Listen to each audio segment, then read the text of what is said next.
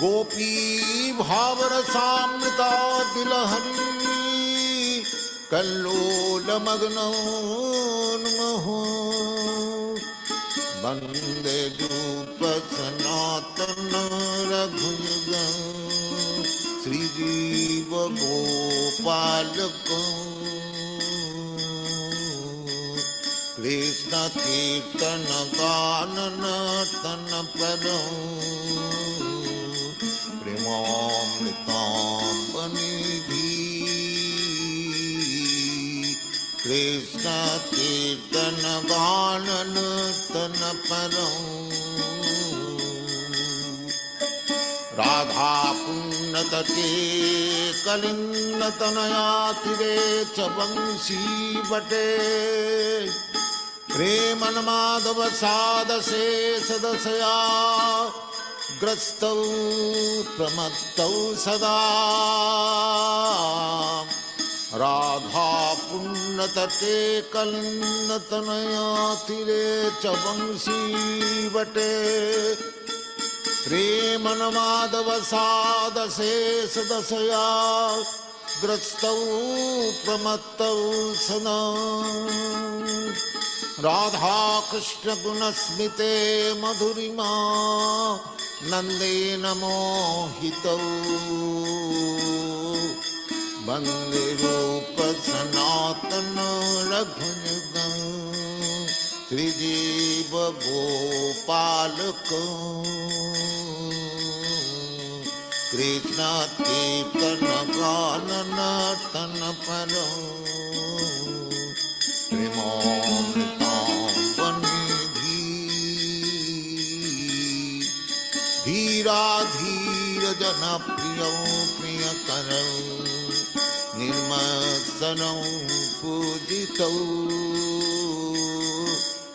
श्री चैतन्य कृपा भरौ भुवि भुव भारावहं तारकं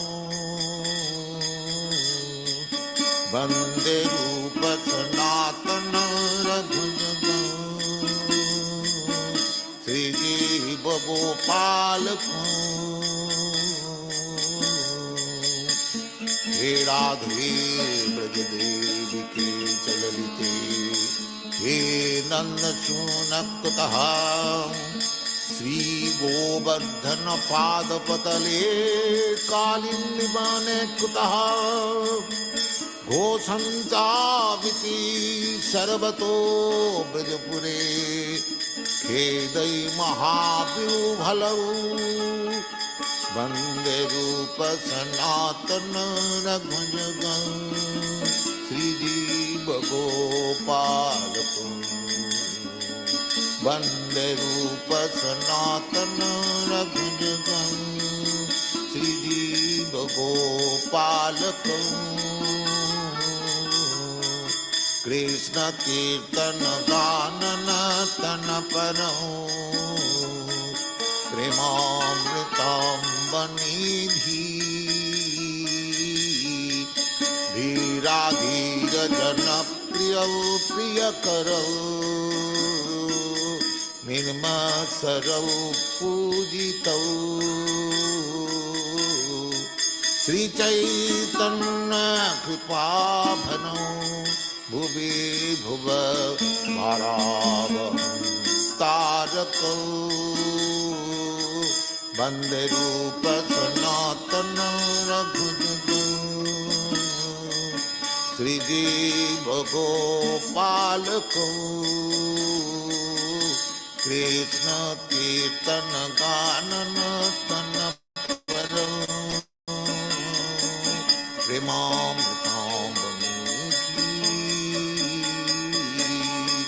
धीरा धीर जन प्रियं प्रियकरं निर्मत्सरं पूजितौ कृष्ण कीर्तन गानन तन परं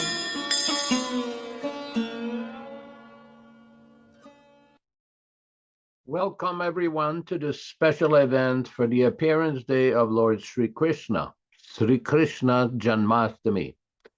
As discussed in the announcements or the release on email, we will be reading from the Krishna book describing the birth of Lord Krishna 5,000 years ago.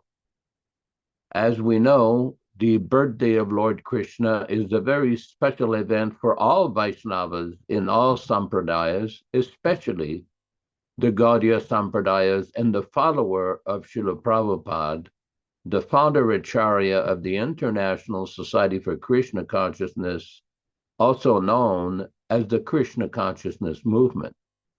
Now, just a few words. There was considerable discussion many years ago about the historical position of Lord Krishna, whether Krishna was really a myth or an historical personality. And many scholars, philosophers, academics have written on this topic and concluded that Lord Krishna was an actual historical personality. And this fact is confirmed by Srila Prabhupada many times in his writings, in his books, and in his various lectures. So I will read from the Krishna book, which was originally printed in 1970, and we will read from volume number 1. This is the Krishna book. We will read from volume number 1 and I believe chapter number 1, Advent of Lord Krishna, page number 1. Once the world was overburdened by the unnecessary defense force. Can you adjust the screen? The left side doesn't quite fit. I don't know if you can reduce the size. I'll read straight from the book. Once the world was overburdened by the unnecessary defense force of different kings, were actually demons, but were posing themselves as the royal order. At that time, the whole world became perturbed, and the predominating deity of this earth, known as Bhumi, went to see Lord Brahma to tell of her calamities due to demoniac kings. Bhumi assumed the shape of a cow and presented herself before Lord Brahma with tears in her eyes. She was bereaved and was weeping just to invoke the Lord's compassion. She related the calamitous position of the earth, and after hearing this, Lord Brahma became much aggrieved, and he at once started for the ocean of milk, where Lord Vishnu resides. Lord Brahma was accompanied by all the demigods headed by Lord Shiva, and Bhumi also followed. Arriving on the shore of the milk ocean, Lord Brahma began to pacify Lord Vishnu, who formerly saved the earthly planet by assuming the transcendental form of a boar. In the Vedic mantras, there is a particular type of prayer called Purusha Sukta. Generally, the demigods offer their obeisances unto Vishnu, the Supreme Personality of Godhead, by chanting the Purusha Sukta. It is understood herein that the predominating deity of every planet can see the Supreme Lord of this universe, Brahma, whenever there is some disturbance in his planet. And Brahma can approach the Supreme Lord Vishnu, not by seeing him directly, but by standing on the shore of the ocean of milk. There is a planet within this universe called Shweta Dweep, and on that planet there is an ocean of milk. It is understood from various Vedic literatures that just as there is an ocean of salt water within this planet, there are various kinds of oceans in other planets. Somewhere there is an ocean of milk, Somewhere there's an ocean of oil, and somewhere there's an ocean of liquor, and many other types of oceans. Purusha Sukta is the standard prayer which the demigods recite to appease the Supreme Personality of Godhead, Kshirodakshaya Vishnu. Because he is lying on the ocean of milk is called Kshiro Udaka Shayi Vishnu. He is the Supreme Personality of Godhead through whom all the incarnations within this universe appear. After all the demigods offered the Purusha Sukta prayer to the Supreme Personality of Godhead, they apparently heard no response. Then Lord Brahma personally sat in meditation, and there was a message transmission from Lord Vishnu to Brahma. Brahma then broadcast the message to the demigods. That is the system of receiving Vedic knowledge. The Vedic knowledge is received first by Brahma from the Supreme Personality of Godhead through the medium of the heart. As stated in the beginning of Srimad Bhagavatam, Tene Brahmarida, the transcendental knowledge of the Vedas was transmitted to Lord Brahma through the heart. Here also, in the same way,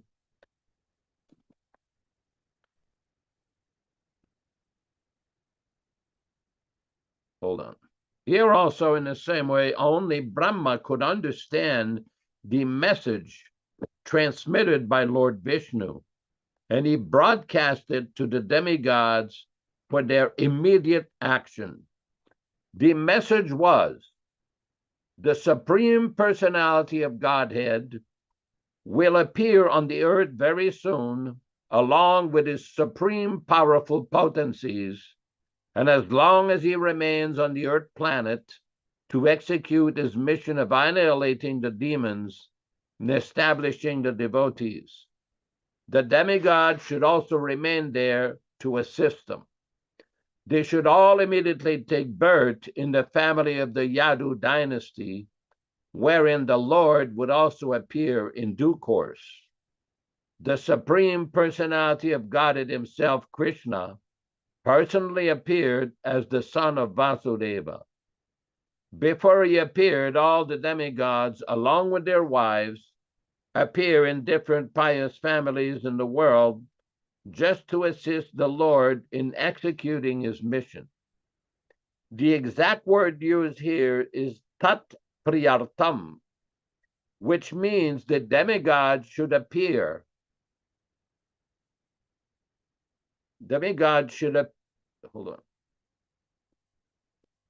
Which means the demigods should appear on the earth in order to please the Lord. In other words, any living entity who lives only to satisfy the Lord is a demigod. The demigods were further informed that the plenary portion of Lord Krishna, Ananta, who is maintaining the universal planets by extending his millions of hoods, would also appear on earth before Lord Krishna's appearance. They were also informed that the external potency of Vishnu, Maya, with whom all the conditioned souls are enamored, would also appear just to execute the purpose of the Supreme Lord. After instructing and pacifying all the demigods, as well as Bhumi with sweet words, Lord Brahma, the father of all the Prajapatis or progenitors of universal population, departed for his own abode, the highest material planet called Brahmaloka. The leader of the Yadu dynasty, King Shurasena, was ruling over the country known as Mathura, the district of Mathura, as well as the district known as Shurasena. On account of the rule of King Shurasena, Mathura became the capital city of all the kings of the Yadus. Mathura was also made the capital of the kings of the Yadu dynasty because the Yadus were a very pious family and knew that Mathura is the place where Lord Sri Krishna lives eternally, just as he also lives in Dwarka. Once upon a time, Vasudeva, the son of Shurasena, just after marrying Devaki, was going home on his chariot with his newly wedded wife. The father of Devaki, known as Devaka, had contributed a sufficient dowry because he was very affectionate toward his daughter. He had contributed hundreds of chariots completely decorated with gold equipment.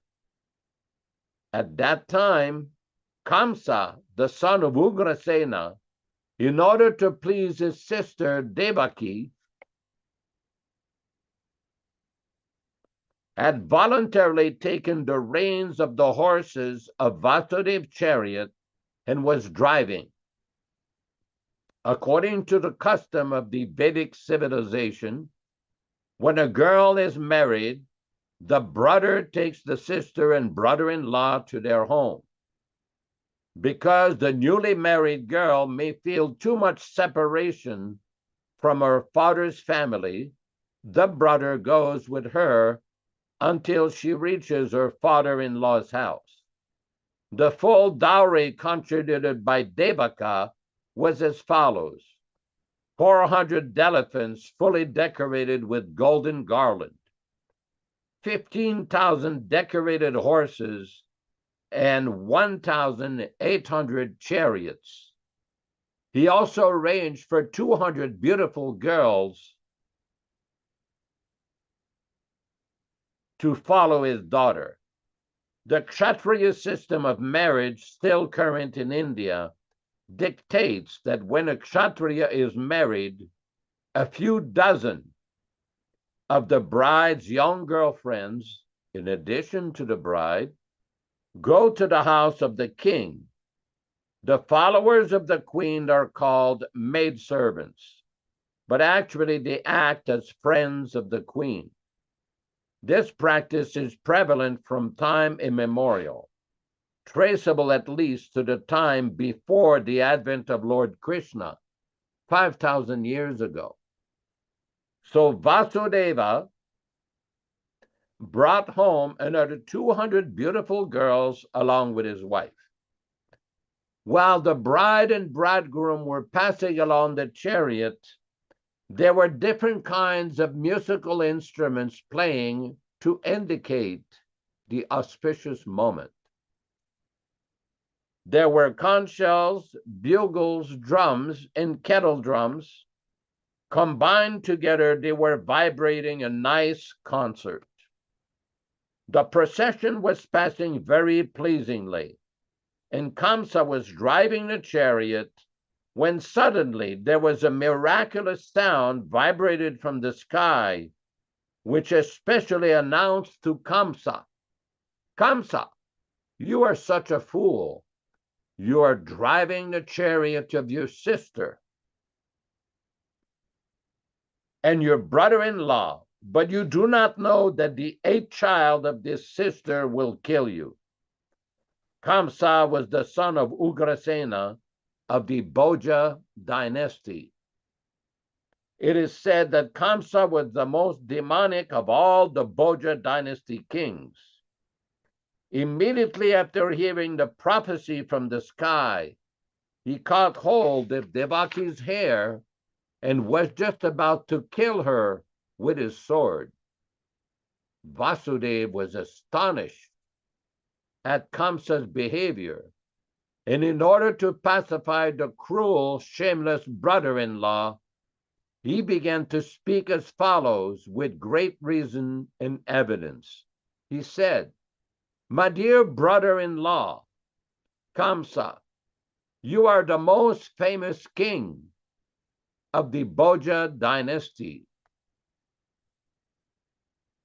And people know you that you are the greatest warrior and a valiant king.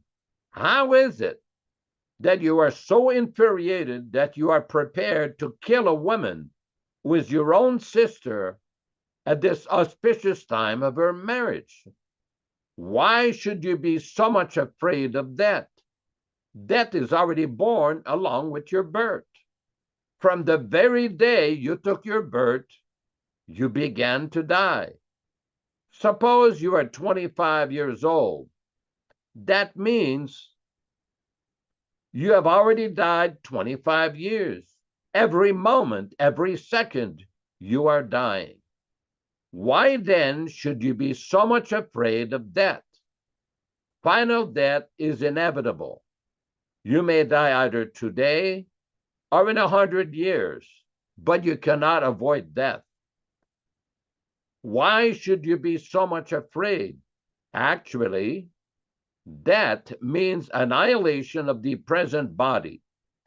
As soon as the present body stops functioning and mixes with the 5 elements of material nature, the living entity within the body accepts another body according to his present action and reaction. It is just as when a man walks on the street, he puts forward his foot, and when he is confident that his foot is situated on sound ground, he lifts the other foot. In this way, one after another, the body changes and the soul transmigrates. See how the plant worms change from one twig to another so carefully. Similarly, the plant worms change from one twig to another. The living entity changes his body as soon as the higher authorities decide on his next body. As long as a living entity is conditioned within this material world, he must take material bodies one after another. His next particular body is offered by the laws of nature, according to the actions and reactions of this life. This body is exactly like one of the bodies which we always see in dreams. During our dream of sleep, we create so many bodies according to mental creation. We have seen Golden Mountain by combining the 2 ideas. Sometimes in dreams, we see that we have a body which is flying in the sky. And at that time, we completely forget our present body. Similarly, these bodies are changing from one body, you forget the past body. When you have one body, you forget the past body. During a dream, we may make contact with so many new kinds of bodies, but when we are awake, we forget them all. And actually, these material bodies are the creations of our mental activities. But at the present moment, we do not recollect our past bodies. The nature of the mind is flickering. Sometimes it accepts something, and immediately it rejects the same thing.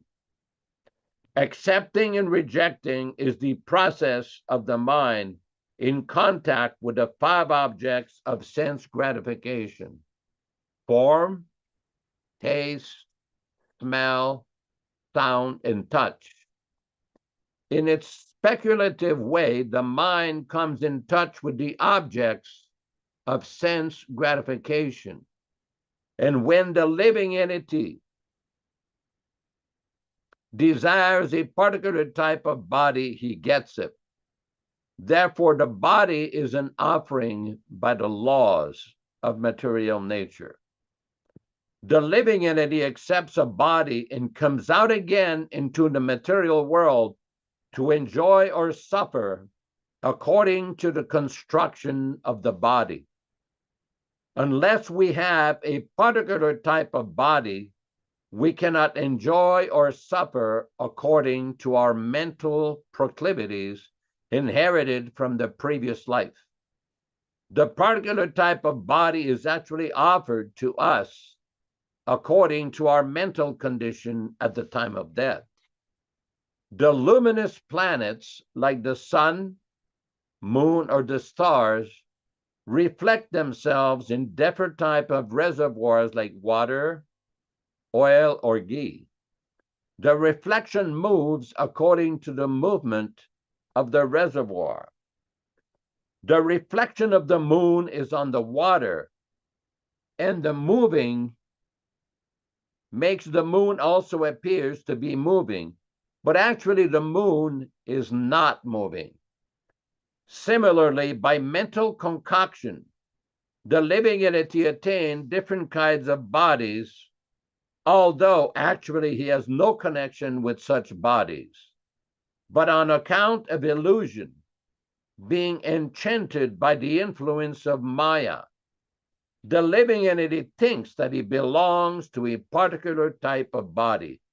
That is the way of conditioned life. Suppose a living entity is now in a human form of body.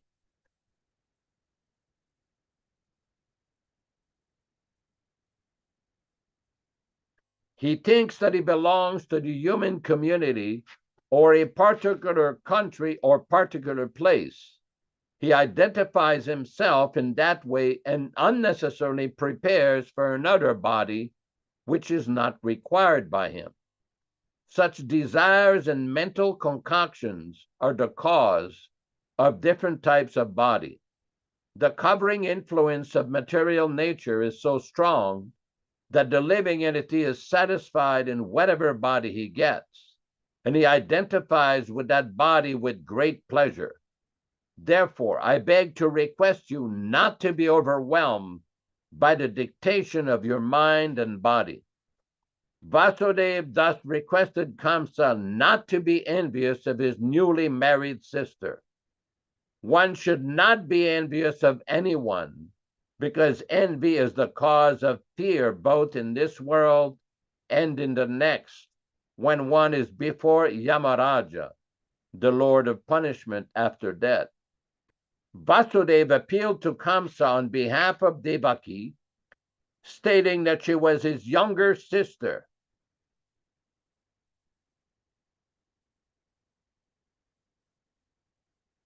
Is there any way to reduce the type on the screen? Because it's very difficult to read from the screen. That's why I keep getting lost every time I look at the screen. Oh, here we go. Nice. Whoops, it went back to the old way. Reverted back a little bit less. Oh, no, it's not working. Okay. Vasudev thus requested Kamsa not to be envious of his newly married sister. One should not be envious of anyone, because envy is the cause of fear both in this world and in the next, when one is before Yamaraja, the Lord of punishment after death. Vasudeva appealed to Kamsa on behalf of Devaki, stating that she was his younger sister. He also appealed at an auspicious moment at the time of marriage. A younger sister or brother are supposed to be protected as one's children. The position is overall so delicate, Vasudev reasoned, that if you kill her, it will go against your high reputation.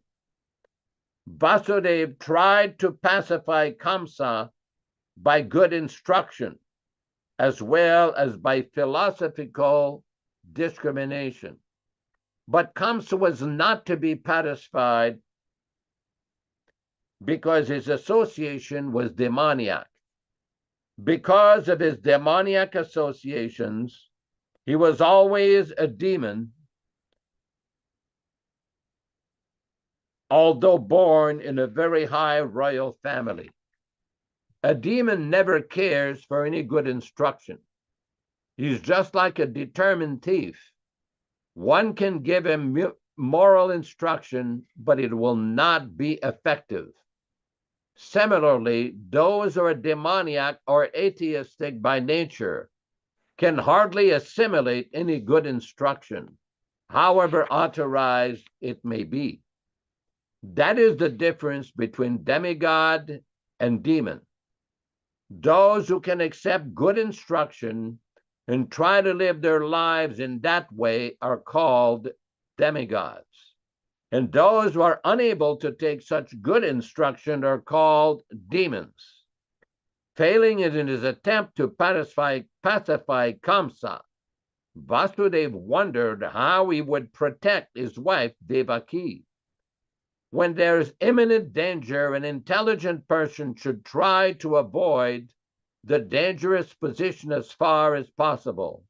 But if, in spite of endeavoring by all intelligence, one fails to avoid the dangerous position, there is no fault on his part. One should try his best to execute his duties, but if the attempt fails, he is not at fault. Vasudeva thought of his wife as follows: for the present, let me save the life of Devaki. Then later on, if there are children, I shall see how to save them.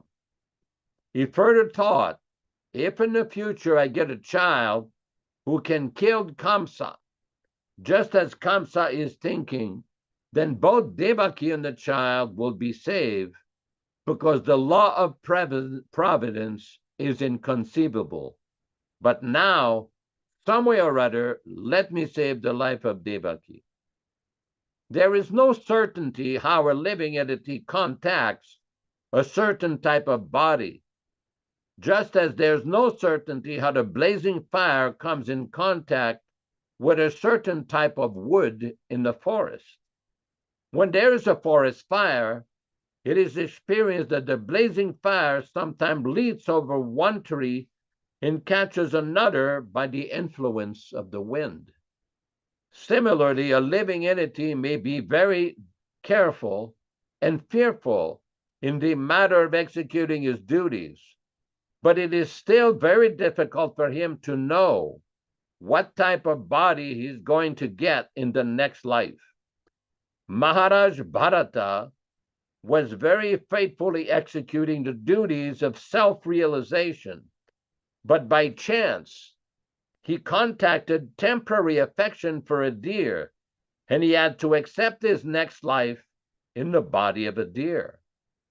Vasudeva, after deliberating on how to save his wife, began to speak to Kamsa with great respect.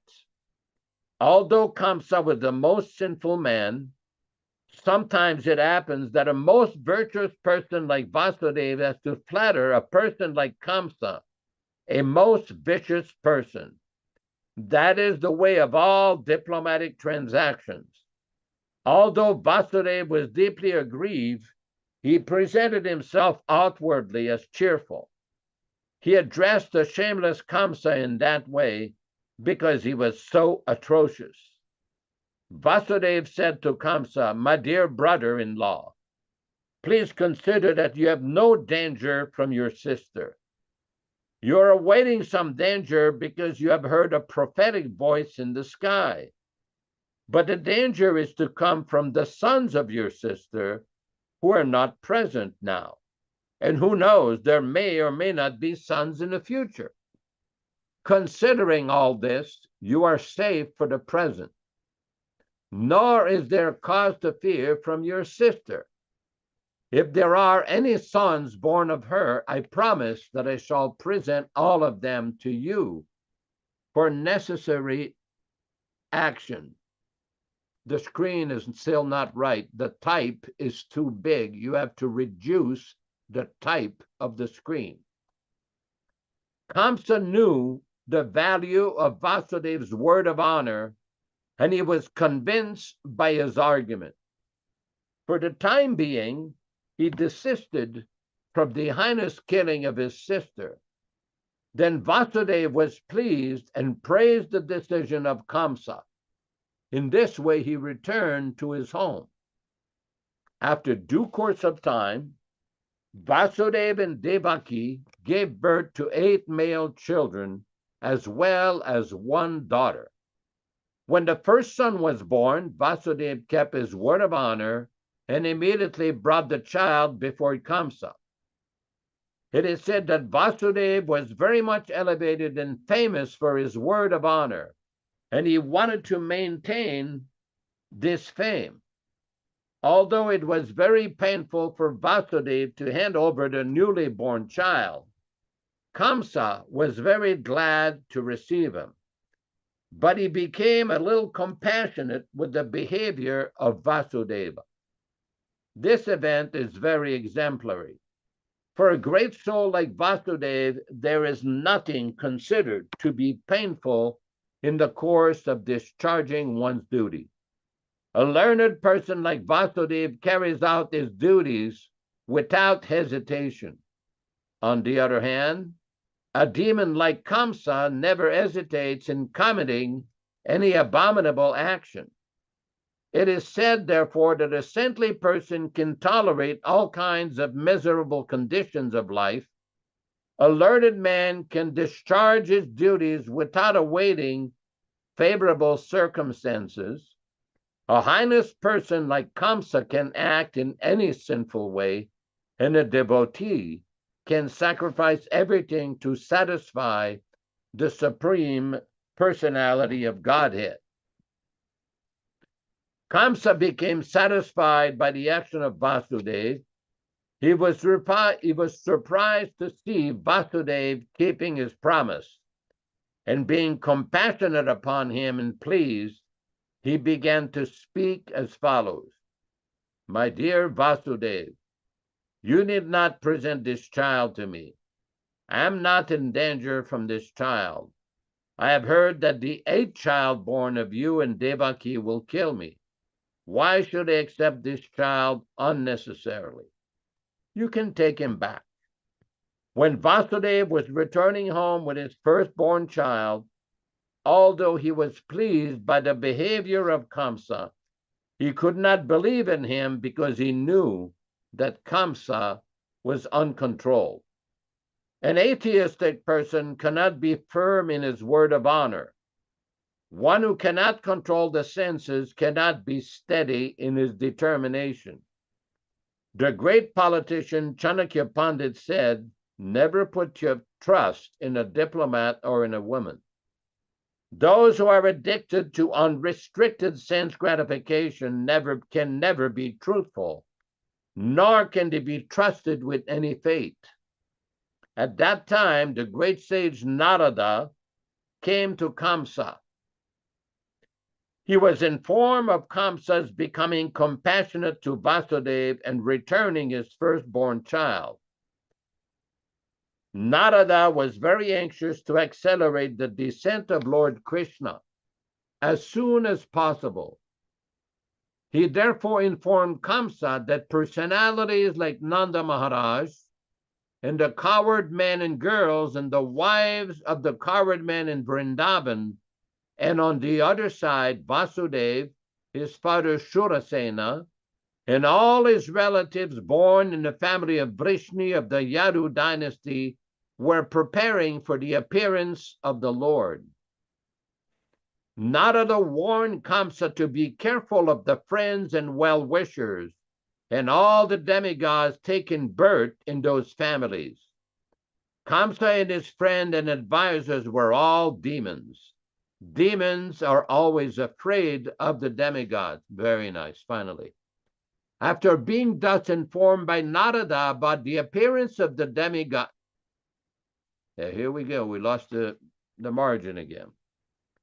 After being thus informed by Narada about the appearance of the demigods in different families, Kamsa at once became alert. He understood that since the demigods had already appeared, Lord Vishnu must be coming soon. He at once arrested both his brother-in-law Vasudeva and Devaki and put them behind prison bars. Can you reduce the type and adjust the screen? I don't know what people are seeing on the screen. The left side of the screen, we can't see. There's like half an inch where nothing can be seen. It has to be moved to the right side of the screen. Within the prison, Shackled in iron chains, Vasudeva and Devaki gave birth to a male child year after year. And Kamsa, thinking each of the babies to be the incarnation of Vishnu, killed them one after another. He was particularly afraid of the eighth child, but after the visit of Narada, he came to the conclusion that any child might be Krishna. Therefore, it was better to kill all the babies who took birth of Devaki and Vasudeva. This action of Kamsa is not very difficult to understand. There are many instances in the history of the world of persons in the royal order who have killed father, brother, or a whole family and friends for the satisfaction of their ambitions. There is nothing astonishing about this, for the demoniac can kill anyone for their nefarious ambitions. Kamsa was made aware of his previous birth by the grace of Narada. He learned that in his previous birth he was a demon of the name Kala Nemi, and that he was killed by Vishnu. Having taken his birth in the Bhoja family, he decided to become the deadly enemy of the Yadu dynasty. Krishna was going to take birth in that family, and Kamsa was very much afraid that he would be killed by Krishna, just as he was killed in his last birth. He first of all imprisoned his father Ugrasena, because he was the chief king among the Yadu, Bhoja, and Andaka dynasties. He also occupied the kingdom of Shurasena, Vasudeva's father. He declared himself the king of all such places.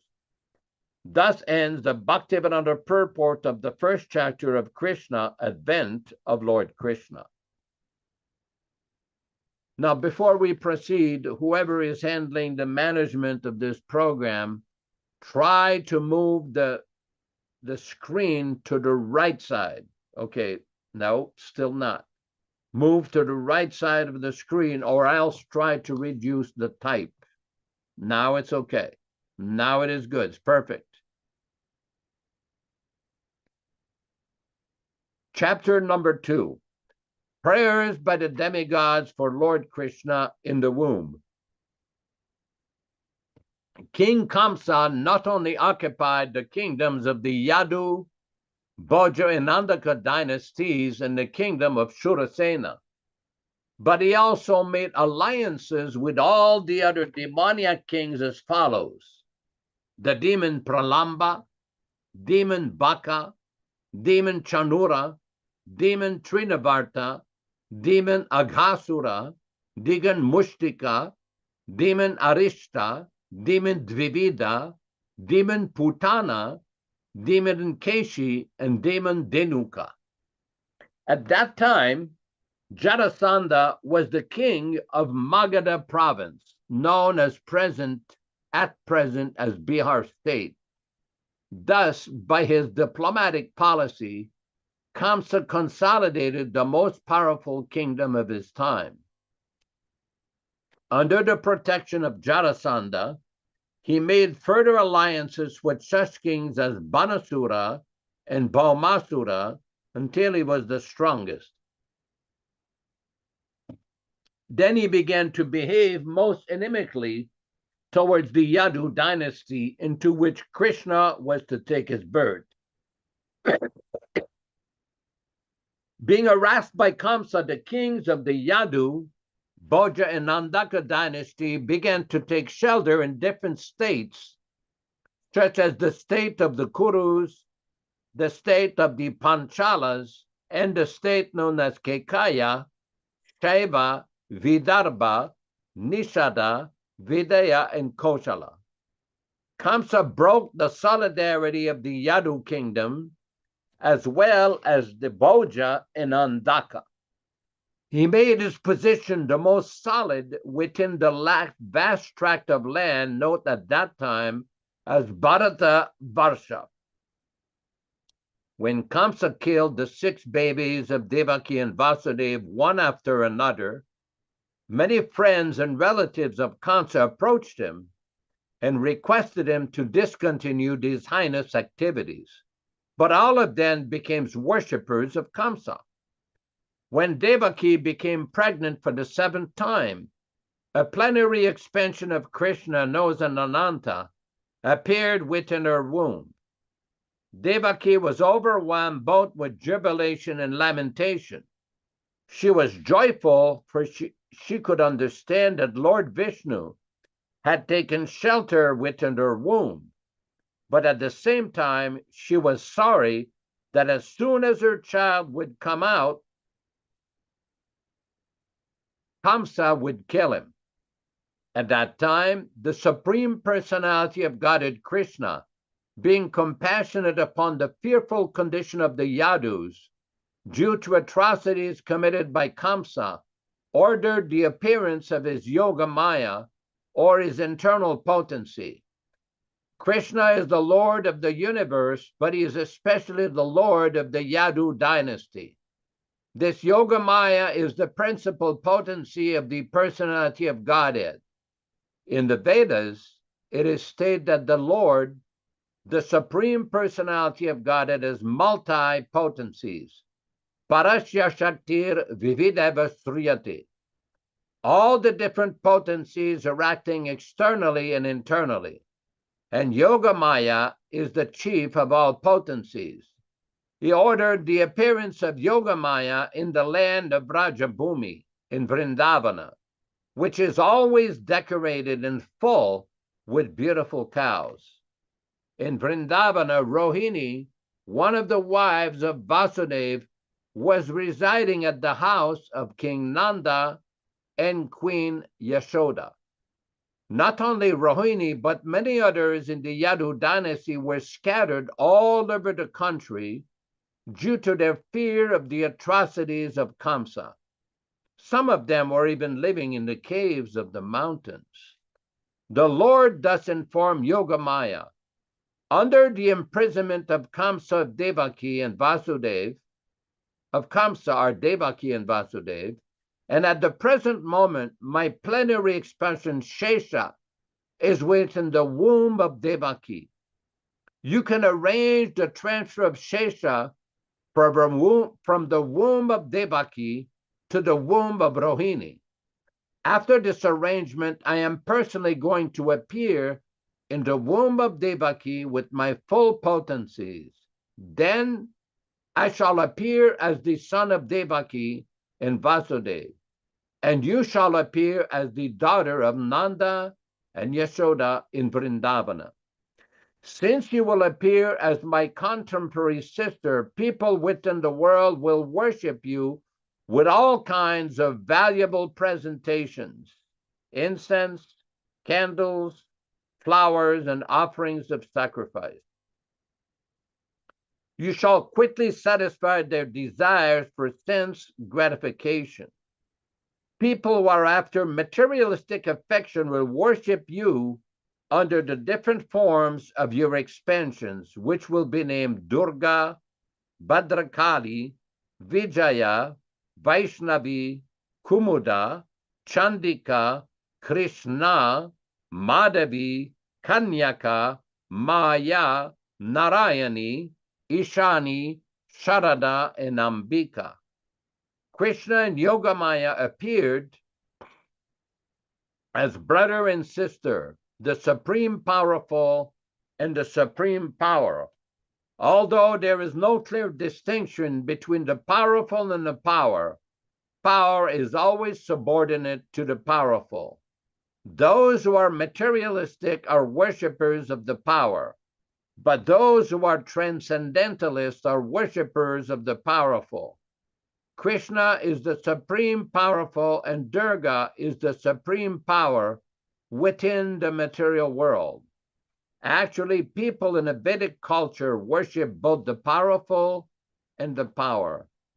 There are many hundreds of thousands of temples of Vishnu and Devi, and sometimes they are worshipped simultaneously.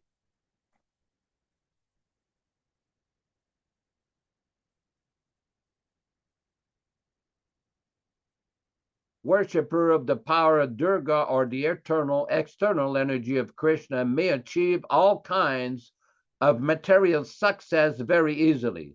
But anyone who wants to be elevated transcendently must engage in worshiping the powerful in Krishna consciousness. The Lord also declared to Yogamaya that his plenary expansion, Ananta Shesha, was within the womb of Devaki. On account of being forcibly attracted to the womb of Rohini, he would be known as Sankarshana and would be the source of all spiritual power or bala, by which one could be able to attain the highest bliss of life, which is called Ramana. Therefore, the plenary portion Ananta would be known after his appearance either as Sankarshana or Balarama. In the Upanishad, it is stated, Nayamatma Balahinena Labhya. The purport is that one cannot attain the supreme or any form of self-realization without being sufficiently favored by Balarama. Bala does not mean physical strength. No one can attain spiritual perfection by physical strength. One must have the spiritual strength which is infused by Balarama or Samkarshana. Anantara Shesha is the power which sustains all the planets in their different positions. Materially, this sustaining power is known as the law of gravitation, but actually it is the display of the potency of Sankarshana. Balarama or Samkarshana is spiritual power, or the original spiritual master. Therefore, Lord Nityananda Prabhu, who is also the incarnation of Balarama, is the original spiritual master. And the spiritual master is the representative of Balarama, the supreme personality of Godhead who supplies spiritual strength. In the Chaitanya Charitamrita, it is confirmed that the spiritual master is the manifestation of the mercy of Krishna. When Yogamaya was thus ordered by the Supreme Personality of Godhead, she circumvented the Lord and then appeared within this material world according to his order. When the Supreme Personality of Godhead transferred Lord Shesha from the womb of Devaki to the womb of Rohini, both of them were under the spell of Yogamaya, which is also called Yoga Nidra. When this was done, people understood that Devaki's seventh pregnancy was a miscarriage. Thus, although Balarama appeared as the son of Devaki, he was transferred to the womb of Rohini to appear as her son. After this arrangement, the Supreme Personality of Godhead, Krishna, which is always ready to place his full potencies in his unalloyed devotees, entered as the Lord of the whole creation within the mind of Vasudeva. It is understood in this connection that Lord Krishna, first of all, situated himself in the unalloyed heart of Devaki. Next, put up the screen.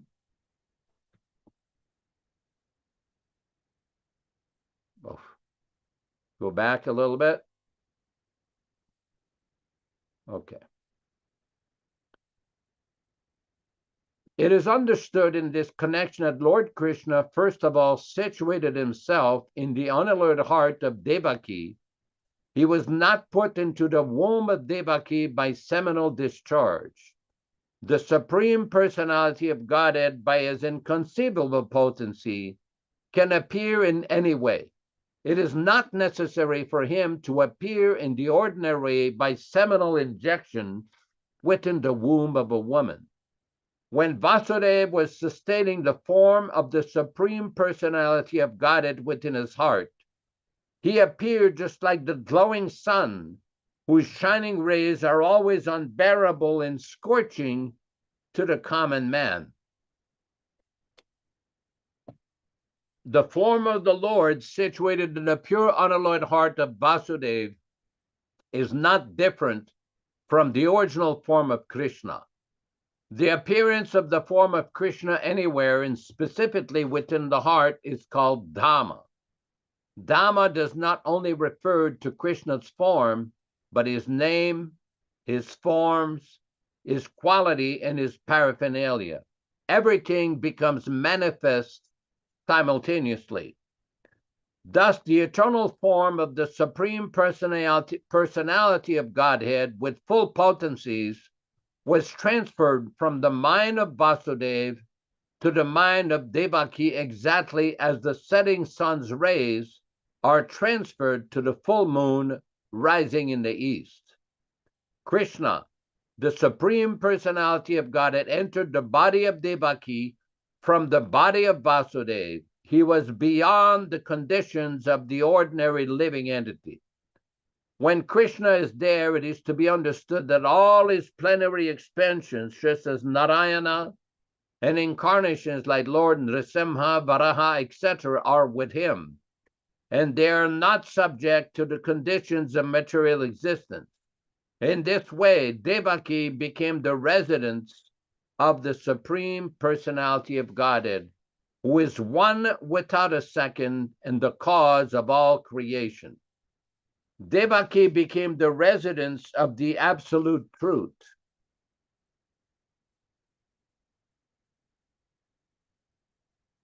Hold on. But because she was within the house of Kamsa, she looked just like a suppressed fire or like misused education. When fire is covered by the walls of a pot or is kept in a jug, the illuminating rays of the fire cannot be very much appreciated. Similarly, misused knowledge which does not benefit the people in general is not very much appreciated. So Devaki was kept within the prison walls of Kamsa's palace, and no one could see her transcendental beauty, which resulted from her conceiving the Supreme Personality of Godhead. Kamsa, however, saw the transcendental beauty of his sister Devaki, and he at once concluded that the Supreme Personality of Godhead had taken shelter in her womb. She had never before looked so wonderfully beautiful. He could distinctly understand that there was something wonderful within the womb of Devaki. In this way, Kamsa became perturbed. He was sure that the Supreme Personality of Godhead would kill him in the future, and that he had now come. Kamsa began to think, what is to be done with Devaki? Surely she has Vishnu or Krishna within her womb, so it is certain that Krishna has come to execute the mission of the demigods. And even if I immediately kill Devaki, his mission cannot be frustrated. Kamsa knew very well that no one can frustrate the purpose of Vishnu. Any intelligent man can understand that the laws of God cannot be violated. His purpose will be served in spite of all impediments offered by the demons.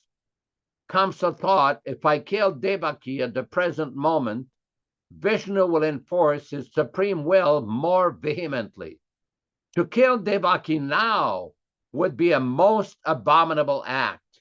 No one desires to kill his reputation, even in an awkward situation. If I kill Devaki now, my reputation will be spoiled. Devaki is a woman, and she's under my shelter. She is pregnant, and if I kill her, immediately all my reputation, the results of pious activities and duration of life will be finished. He also further deliberated. A person who's too cruel, even in this lifetime, is as good as dead. No one likes a cruel person during his lifetime, and after his death, people curse him. On account of his self-identification with the body, he must be degraded and pushed into the darkest region of hell. Kamsa thus meditated on all the pros and cons of killing Devaki at that time. Kamsa finally decided not to kill Devaki right away, but to wait for the inevitable future. But his mind became absorbed in animosity against the personality of Godhead. He patiently waited for the deliverance of the child, expecting to kill him, just as done previously with the other babies of Devaki. Thus, being merged in the ocean of animosity against the personality of Godhead, he began to think of Krishna and Vishnu while sitting, while sleeping, while walking, while eating, while working in all the situation in his life. His mind became so much absorbed with the thought of the Supreme Personality of Godhead that indirectly he could see Krishna, he could see only Krishna and Vishnu, or Vishnu around him. Unfortunately, although his mind was so absorbed in the thought of Vishnu, he is not recognized as a devotee because he was thinking of Krishna as an enemy. The state of mind of a great devotee is also to be always absorbed in Krishna. But a devotee thinks of Krishna, thinks of him favorably, not unfavorably. To think of Krishna favorably is Krishna consciousness, but to think of Krishna unfavorably is not Krishna consciousness. At this time, Lord Brahma and Lord Shiva, accompanied by great sages like Narada and followed by many other demigods, invisibly appeared in the house of Kamsa. They began to pray for the Supreme Personality of Godhead in select prayers, which are very pleasing to the devotees and which reward fulfillment of their desires. The first words they spoke acclaimed that the Lord is true to his vows. As stated in the Bhagavad Gita, Krishna descends in this material world just to protect the pious and destroy the impious. That is his vow. The demigods could understand that the Lord had taken his residence within the womb of Devaki in order to fulfill this vow. The demigods were very glad that the Lord was appearing to fulfill his mission, and they addressed him as Satyam Param, or the Supreme Absolute Truth. Everyone is searching after the truth. That is the philosophical way of life. The demigods give information that the Supreme Absolute Truth is Krishna. One who becomes fully Krishna conscious can attain the Absolute Truth. Krishna is the Absolute Truth. Relative truth is not truth in all the three phases of eternal time. Time is divided into past, present, and future. Krishna is truth always, past, present, and future. In the material world, everything is being controlled by supreme time in the course of past, present, and future. But before the creation, Krishna was existing, and when there is creation, everything is resting in Krishna, and when this creation is finished, Krishna will remain.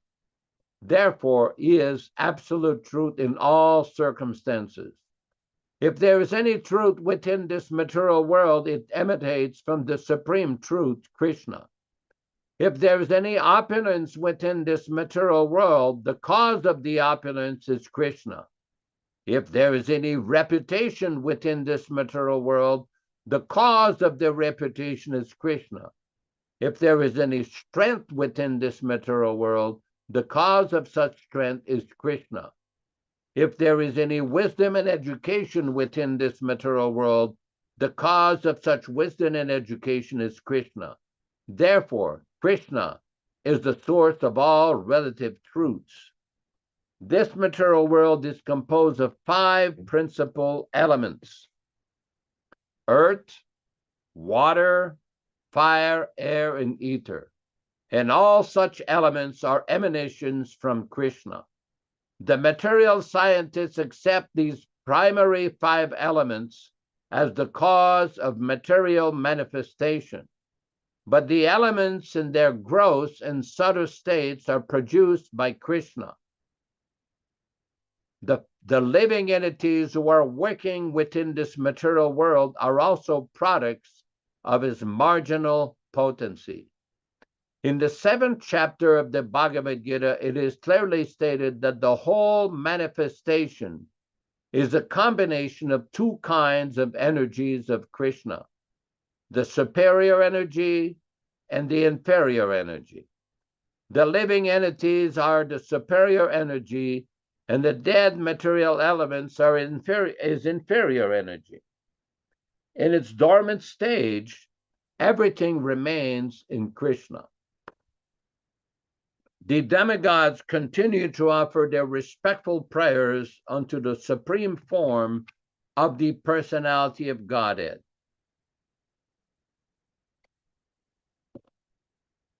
By analytical study of the material manifestation, what is this material manifestation? It is just like a tree. A tree stands on the ground. Similarly, the tree of the material manifestation is standing on the ground of material nature. This material nature, material manifestation, is compared with a tree because a tree is ultimately cut off in due course of time. A tree is called vriksha. Vriksha means that thing which will be ultimately cut off. Therefore, this tree of the material manifestation cannot be accepted as the ultimate truth. The influence of time is on the material manifestation, but Krishna's body is eternal. He existed before the material manifestation. He is existing while the material manifestation is continuing, and when it will be dissolved, he will continue to exist. The Katha Upanishads also cites this example of the tree of material manifestation standing on the ground of material nature. This tree has 2 kinds of fruit, distress and happiness. Those who are living on the tree of the body are just like 2 birds. One bird is the localized aspect of Krishna known as the Paramatma, and the other bird is the living entity. The living entity is eating the fruits of this material manifestation. Sometimes he eats the fruits of happiness, and sometimes he eats the fruits of distress. But the other bird is not interested in eating the fruit of distress or happiness because he is self-satisfied. The Katha Upanishad states that one bird on the other tree of the body is eating the fruits, and the other bird is simply witnessing. The roots of this tree extends in 3 directions. That means the root of the tree is the 3 modes of material nature: goodness, passion, and ignorance. Just as the tree's roots expands, so by association of the modes of material nature, goodness, passion, and ignorance, one expands his duration of material existence. The taste of the fruits are 4 kinds: religiosity, economic development, sense gratification, and ultimately liberation. According to the different association in the 3 modes of material nature, the living entities are tasting different kinds of religiosity,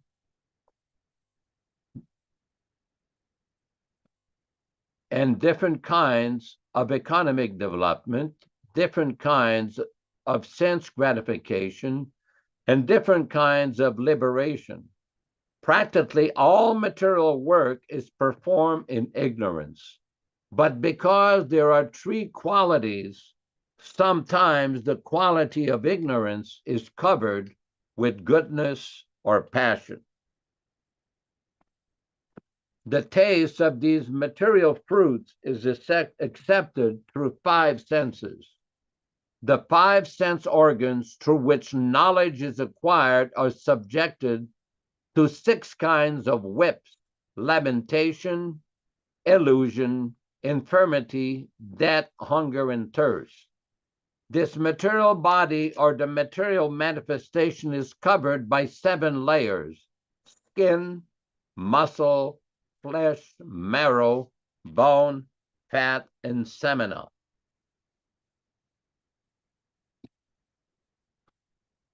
The branches of the tree are 8: earth, water, fire, air, ether, mind, intelligence, and ego. There are 9 gates in this body: the 2 eyes, 2 nostrils, 2 ears, 1 mouth, 1 genital, 1 rectum. And there are 10 different kinds of internal air passing within the body: prana, apana, udana, vyana, samana, etc. The 2 birds sitting in this tree, as explained above, are the living entity and the localized supreme personality of Godhead. The root cause of the material manifestation described here is the supreme personality of Godhead. The supreme personality of Godhead expends himself and takes charge of the 3 qualities of the material world. Vishnu takes charge of the mode of goodness, Brahma takes charge of the mode of passion, and Lord Shiva takes charge of the modes of ignorance. Brahma, by the modes of passion, creates this manifestation. Lord Vishnu maintains this manifestation by the modes of goodness, and Lord Shiva annihilates it by the mode of ignorance. The whole creation ultimately rests in the Supreme Lord. He is the cause of creation, maintenance, and dissolution. And when the whole manifestation is dissolved in its subtle form as the energy of the Lord, it rests within the body of the Supreme Lord. At the present, the demigods prayed, the Supreme Lord Krishna is appearing just for the maintenance of this manifestation. Actually, the supreme cause is one, but being deluded by the 3 modes of material nature, less intelligent persons see that the material world is manifested through different causes. Those who are intelligent can see that the cause is one, Krishna, as it is stated in the Brahma Samhita, Sarvakarana Karanam. Krishna, the Supreme Personality of Godhead, is the cause of all causes. Brahma is the deputed agent for creation. Vishnu is the expansion of Krishna for maintenance, and Lord Shiva is the expansion of Krishna for dissolution. Our dear Lord, the demigods prayed, it is very difficult to understand your eternal form or personality. People in general are unable to understand your actual form. Therefore, you are personally descending to exhibit your original eternal form. Somehow people can understand the different incarnations of your lordship, but they are puzzled to understand the eternal form of Krishna with 2 hands, moving among human beings exactly like one of them.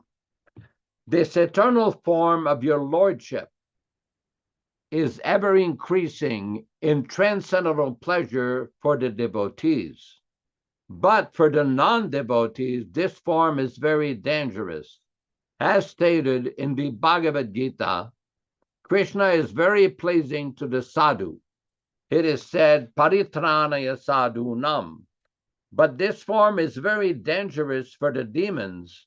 because Krishna also descends to kill the demon. He is therefore simultaneously pleasing to the devotees and dangerous to the demons.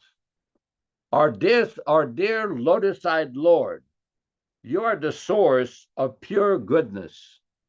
There are many great sages who simply by samadhi or transcendentally meditating upon your lotus feet and thus being absorbed in your thought have easily transformed the great ocean of nescience, creating by the material nature to no more than water in a calf's hoofprint.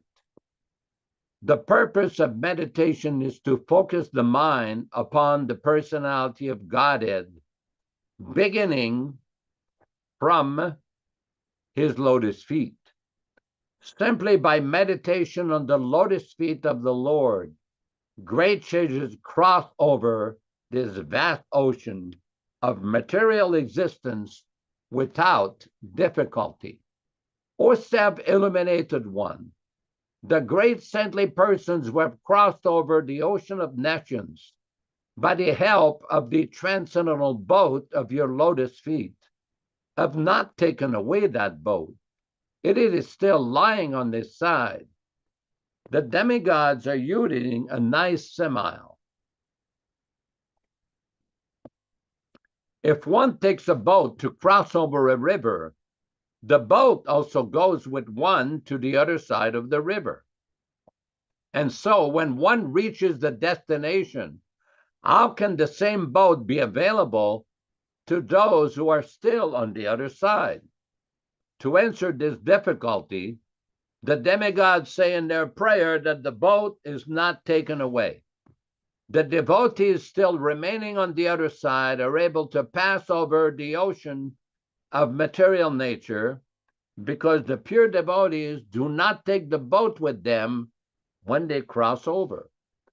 When one simply approaches the boat, the whole ocean of material nescience is reduced to the size of water in a calf's footprint. Therefore, the devotees do not need to take a boat to the other side. They simply cross the ocean immediately because the great saintly persons are compassionate toward all conditioned souls. The boat is still lying at the lotus feet of the Lord. One can meditate upon his feet at any time. And by so doing, one can cross over the great ocean of material existence. Meditation means concentration upon the lotus feet of the Lord. Lotus feet indicate the supreme personality of Godhead. Those who are impersonalists do not recognize the lotus feet of the Lord, and therefore their object of meditation is something impersonal. The demigods express their mature verdict that persons who are interested in meditating on something void or impersonal cannot cross over the ocean of nescience. Such persons are simply imagining that they have become liberated. O lotus-eyed Lord, their intelligence is contaminated because they fail to meditate upon the lotus feet of your lordship. As a result of this neglectful activity, the impersonalists fall down again into the material way of conditioned life. Although they may temporarily rise up to the point of impersonal realization, impersonalists, after undergoing severe austerities and penances, merge themselves into the Brahman effulgence or impersonal Brahman existence. But their minds are not free from material contamination. They have simply tried to negate the material ways of thinking. That does not mean they have become liberated. Thus, they fall down. In the Bhagavad Gita, it is stated that the impersonalists has to undergo great tribulation in realizing the ultimate goal. At the beginning of the Srimad Bhagavatam, it is also stated that without devotional service to the Supreme Personality of Godhead, one cannot achieve liberation from the bondage of fruitive activities.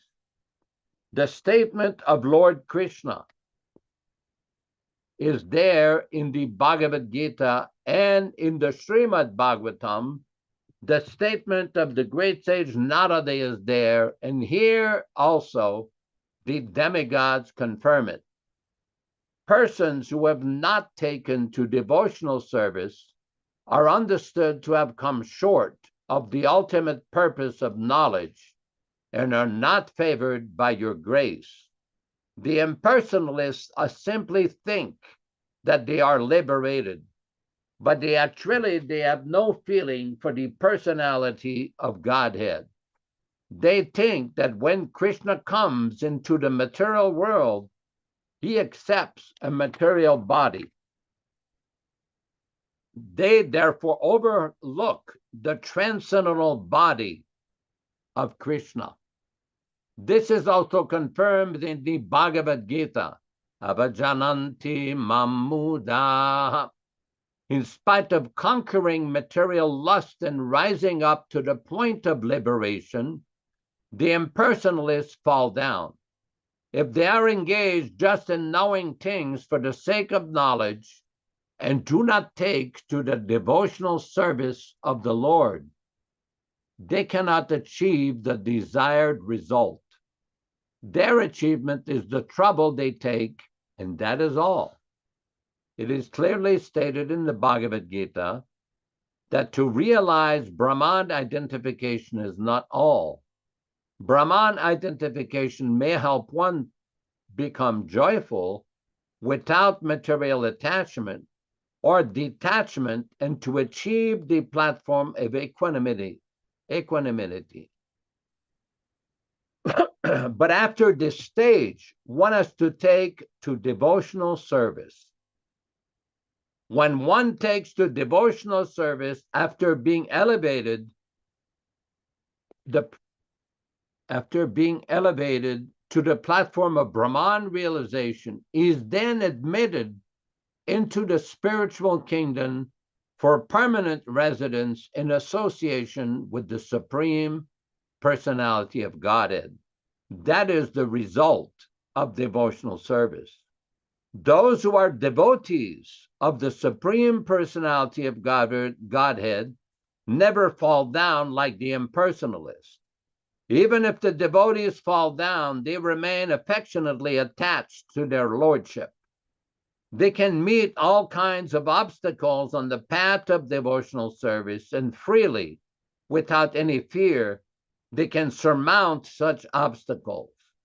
Because of their surrender, they are certain that Krishna will always protect them.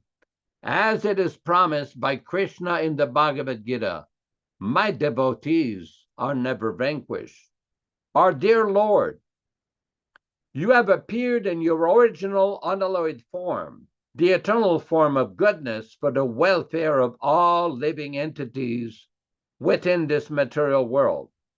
Taking advantage of your appearance, all of them can now very easily understand the nature and form of the Supreme Personality of Godhead. Persons who belong to the four divisions of the social order, the brahmacharis, the grihasthas, the vanaprasthas, and the sannyasis, can all take advantage of your appearance.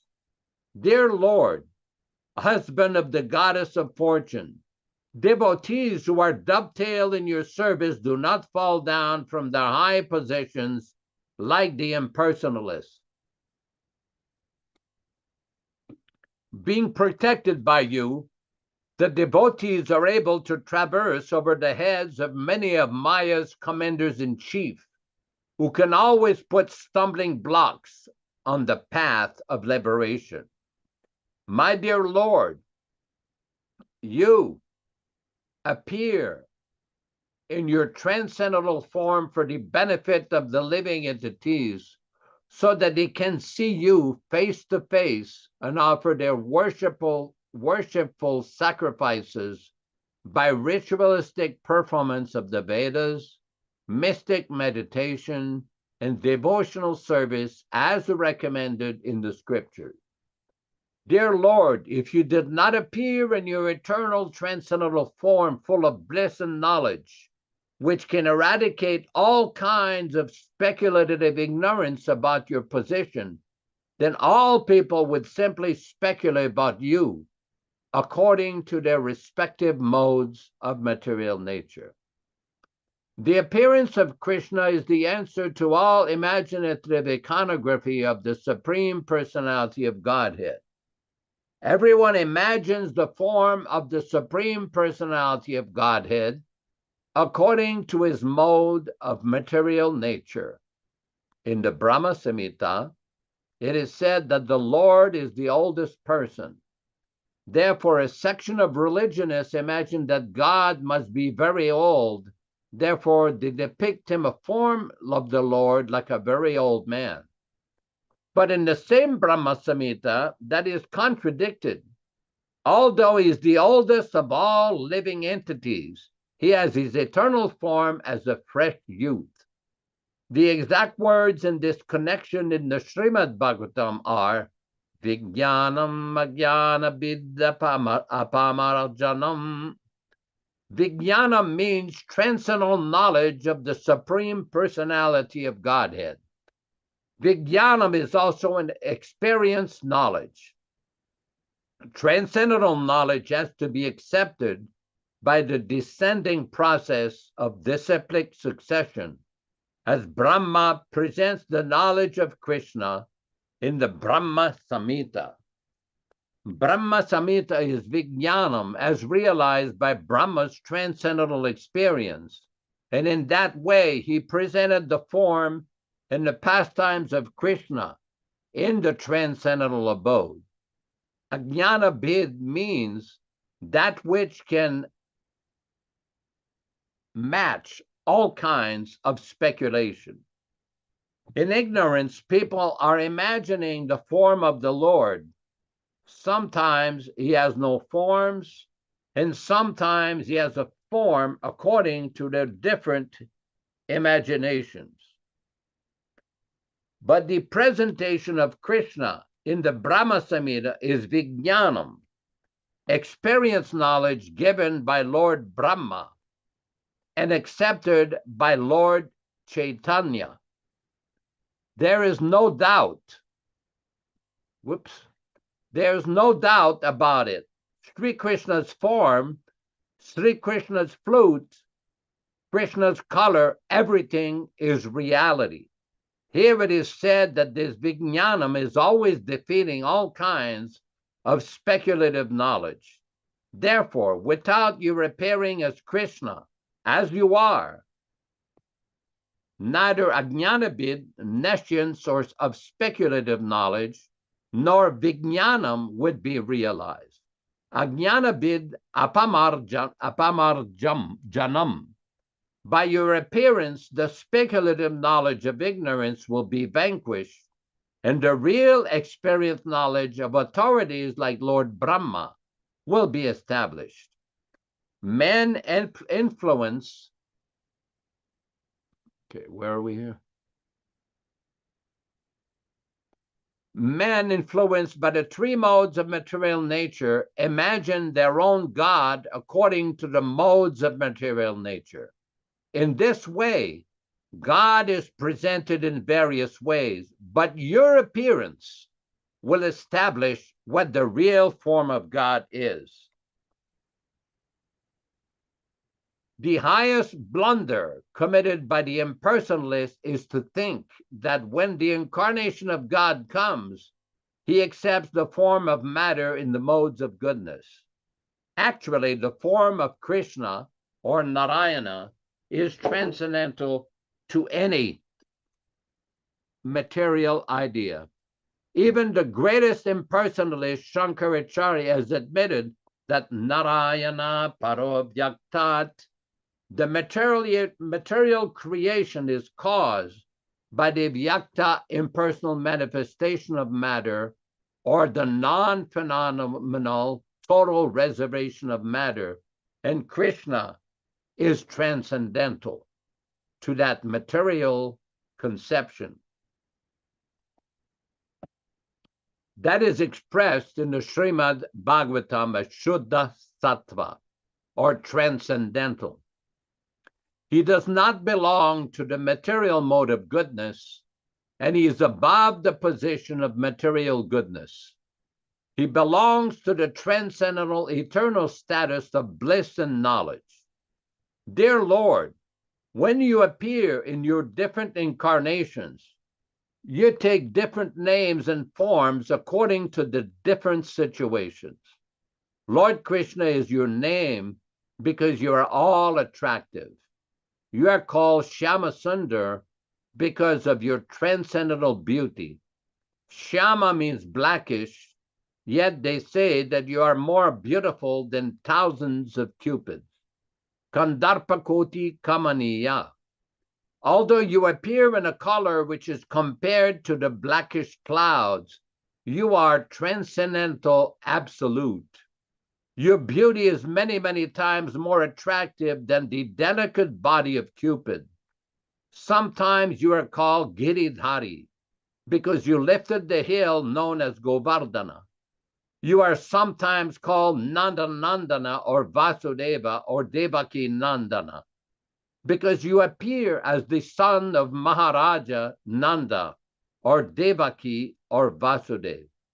Impersonalists think that your many names or forms are according to a particular type of work and quality because they accept you from the position of a material observer.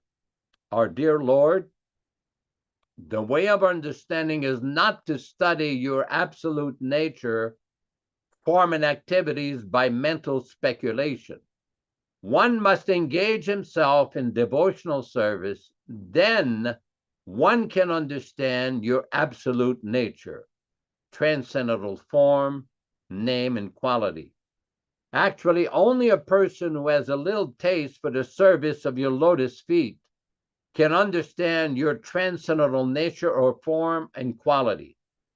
Others may go on speculating for millions of years, but it is not possible for them to understand even a single part of your actual position. In other words, the Supreme Personality of Godhead, Krishna, cannot be understood by the non-devotees because there is a curtain of Yoga Maya which covers Krishna's actual features.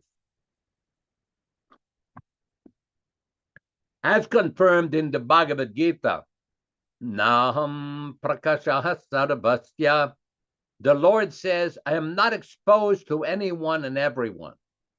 When Krishna came, he was actually present on the battlefield of Kurukshetra, and everyone saw him.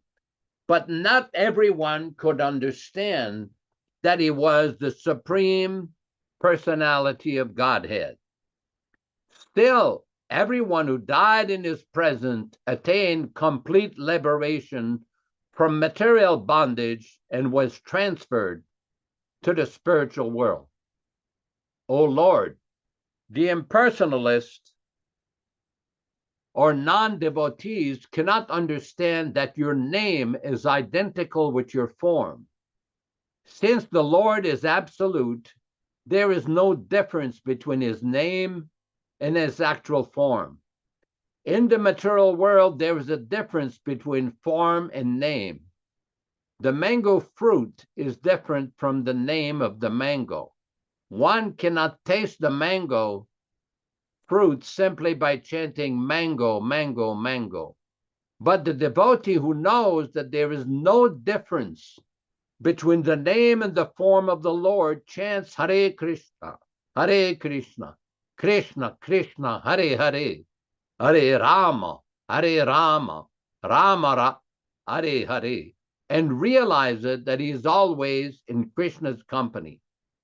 For persons who are not very advanced in absolute knowledge of the Supreme Lord, supreme, Lord Krishna exhibits is transcendental pastimes.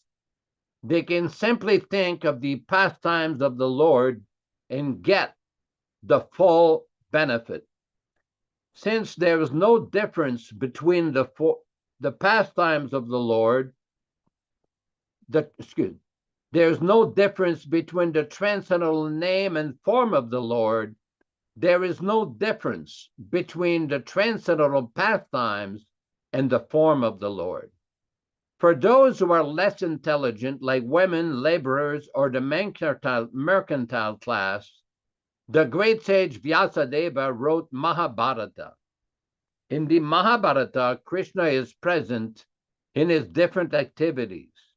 Mahabharata is history. And simply by studying, hearing, and memorizing the transcendental activities of Krishna, the less intelligent can also gradually rise to the standard of pure devotees.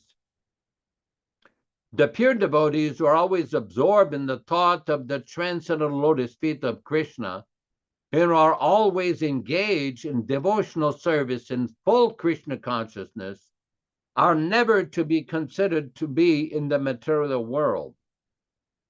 Srila Rupa Goswami has explained that those who are always engaged in Krishna consciousness by body, mind, and activities are to be considered liberated even within this body. This is also confirmed in the Bhagavad Gita. Those who are engaged in the devotional service of the Lord have already transcended the material position. Krishna appears to give a chance both to the devotee and non-devotees for realization of the ultimate goal.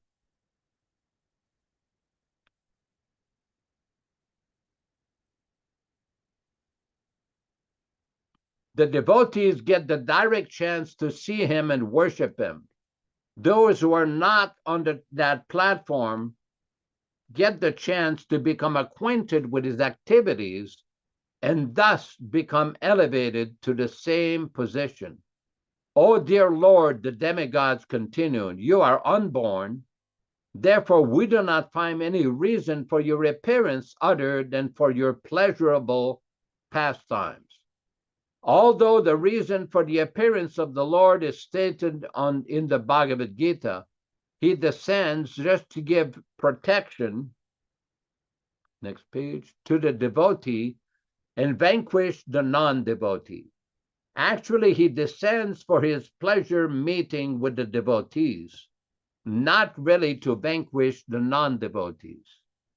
The non-devotees can be vanquished simply by material nature. The action and reaction of the external energy of material nature, creation, maintenance, and annihilation are being carried on automatically. But simply by taking shelter of your holy name, because your holy name and your personality are non-different, the devotees are sufficiently protected. The protection of the devotees and the annihilation of the non-devotees are actually not the business of the Supreme Personality of Godhead when he descends. They are just for his transcendental pleasure. There cannot be any other reason for his appearance. Our dear Lord, you are appearing as the best of the Yadu dynasty, and we are offering our respectful, humble obeisances unto your lotus feet. Before this appearance, you also appeared as the fish incarnation, the horse incarnation, the tortoise incarnation, the swan incarnation, as King Ramachandra, as Parashurama, and as many other incarnations. You appeared just to protect the devotee, and we request you in your present appearance as the Supreme Personality of Godhead himself to give us similar protection all over the three worlds and remove all obstacles for the peaceful execution of our lives. Dear Mother Devaki, within your womb is the Supreme Personality of Godhead appearing along with all its plenary extensions. He is the original Supreme Personality of Godhead appearing for our welfare. Therefore, you should not be afraid of your brother, the king of Bhoja. Your son, Lord Krishna, who is the original personality of Godhead, will appear for the protection of the pious Yadu dynasty. The Lord is appearing not only alone, but accompanied by his immediate plenary portion, Balarama. Devaki was very much afraid of her brother Kamsa because he had already killed so many of her children. She used to remain very anxious about Krishna. In the Vishnu Purana, it is stated that in order to satisfy Devaki, all the demigods, along with their wives, used to always visit her to encourage her not to be afraid that her son would be killed by Kamsa. Krishna, who was within her womb, was to appear not only to diminish the burden of the world, but specifically to protect the interest of the Yadu dynasty,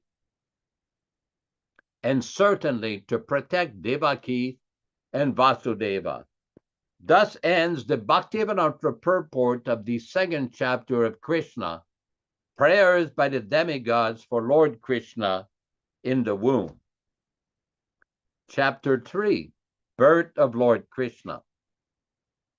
As stated in the Bhagavad Gita, the Lord says that his appearance, birth, and activities are all transcendental, and one who understands them factually becomes immediately eligible to be transferred to the spiritual world.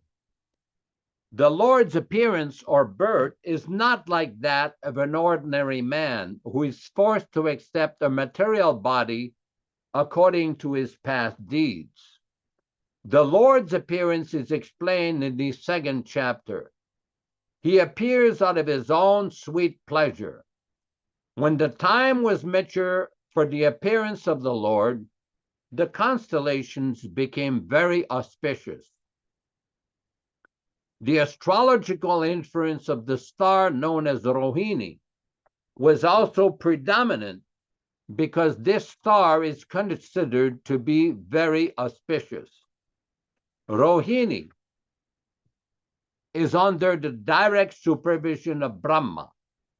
According to the astrological conclusion, besides the proper situation of the stars, there are auspicious and inauspicious moments due to the different situations of the different planetary systems.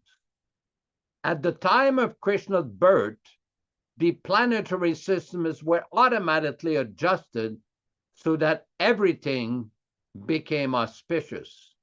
At that time, in all directions, east, west, south, north, everywhere, there was an atmosphere of peace and prosperity. There are auspicious stars visible in the sky, and on the surface in all towns and villages or pasturing grounds, and within the minds of everyone, there were signs of good fortune. The rivers were flowing full of water, and lakes were beautifully decorated with lotus flowers. The forests were full with beautiful birds and peacocks. All the birds within the forest began to sing with sweet voices, and the peacocks began to dance along with their consorts. The wind blew very pleasantly, carrying the aroma of different flowers, and the sensation of bodily touch was very pleasing. At home, the Brahmanas, who were accustomed to offer sacrifices in the fire, found their homes very pleasant for offerings. Due to disturbances created by the demoniac kings, the sacrificial fire had been almost stopped in the house of the Brahmanas. But now they could find the opportunity to start the fire peacefully. Being forbidden to offer sacrifices, the Brahmanas were very distressed in mind, intelligence, and activities. But just on the point of Krishna's appearance, automatically their minds became full of joy because they could hear loud vibrations in the sky of transcendental sounds proclaiming the appearance of the Supreme Personality of Godhead. The denizens of the Gandharva in Kinnara planets began to sing, and the denizens of Siddhaloka and the planets of the Charanas began to offer prayers in the service of the Personality of Godhead. In the heavenly planets, the angels, along with their wives, accompanied by the Apsaras, began to dance. The great sages and the demigods, being pleased, began to shower flowers. At the seashore, there was the sound of mild waves, and above the sea, there were clouds in the sky which began to thunder very pleasingly. When things were adjusted like this, Lord Vishnu, who is residing within the heart of every living entity, appeared in the darkest of night as the Supreme Personality of Godhead before Devaki, who also appeared as one of the demigoddesses. The appearance of Lord Vishnu at that time could be compared with the full moon in the sky as it rises on the eastern horizon. The objection may be raised that since Lord Krishna appeared on the 8th day of the waning moon, there could be no rising of the full moon. In answer to this, it may be said that Lord Krishna appeared in the dynasty which is in the hierarchy of the moon.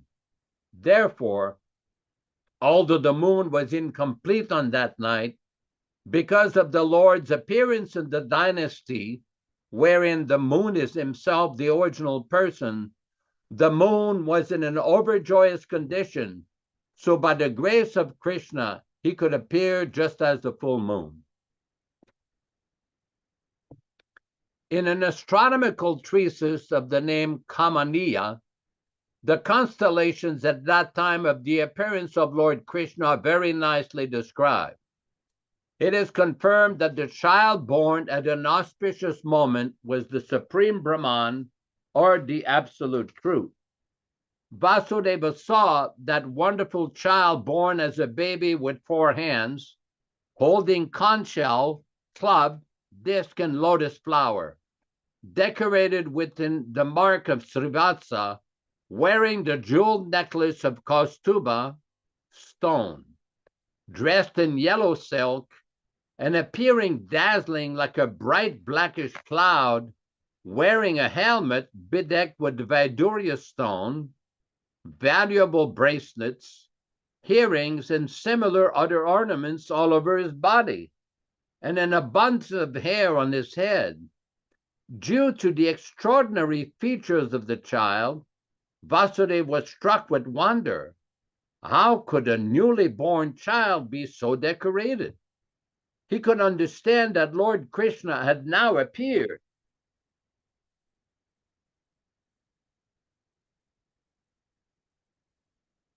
This is the picture in the Krishna book.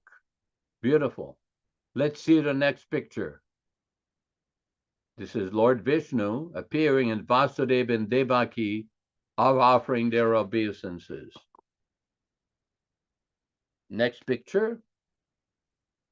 This is Devaki holding Krishna in her hand. Next picture. This is the picture of all the Brahmanas offering obeisances to Devaki and Vasudeva.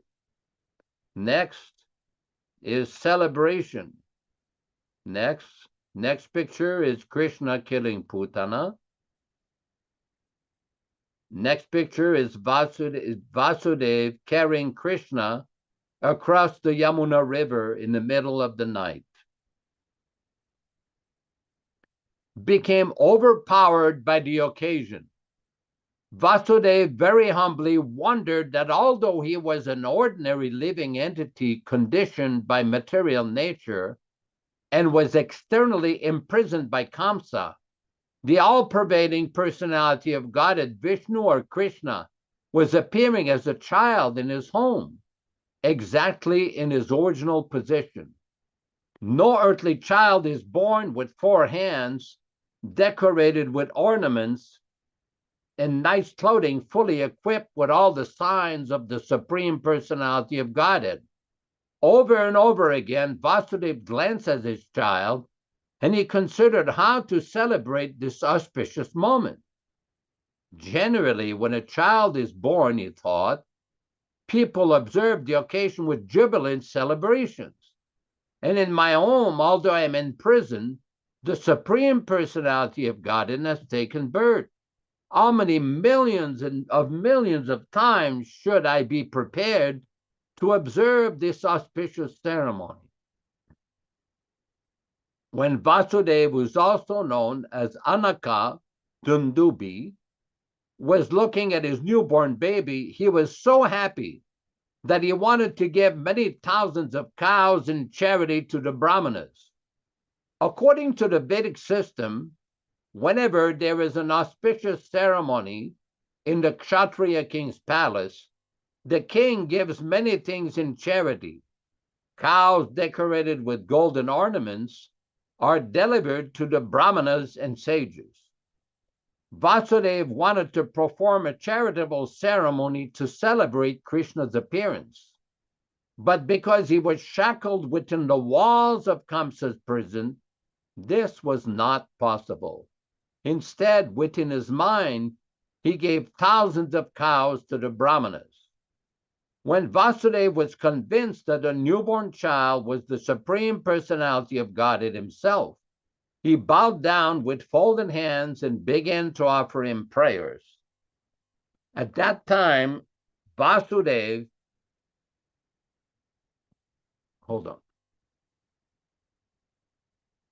At that time, Vasudeva was in a transcendental position, and he became completely free from all fear of Kamsa. The newborn baby was also flashing his effulgence within the room in which he appeared. Vasudeva then began to offer his prayers. My dear Lord, I can understand who you are. You are the Supreme Personality of Godhead, the super soul of all living entities and the absolute truth. You have appeared in your own eternal form, which is directly perceived by us. I understand that because I'm afraid of Kamsa, you have appeared just to deliver me from that fear. You do not belong to this material world. You are the same person who brings about the cosmic manifestation simply by glancing over material nature. One may argue that the Supreme Personality of Godhead, who creates the whole cosmic manifestation simply by his glance, cannot come within the womb of Devaki, the wife of Vasudeva.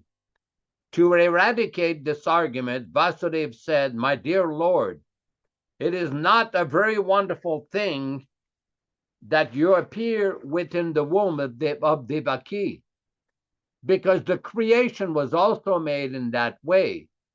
You are lying in the causal ocean as Mahavishnu, and by your breathing process, innumerable universes come into existence.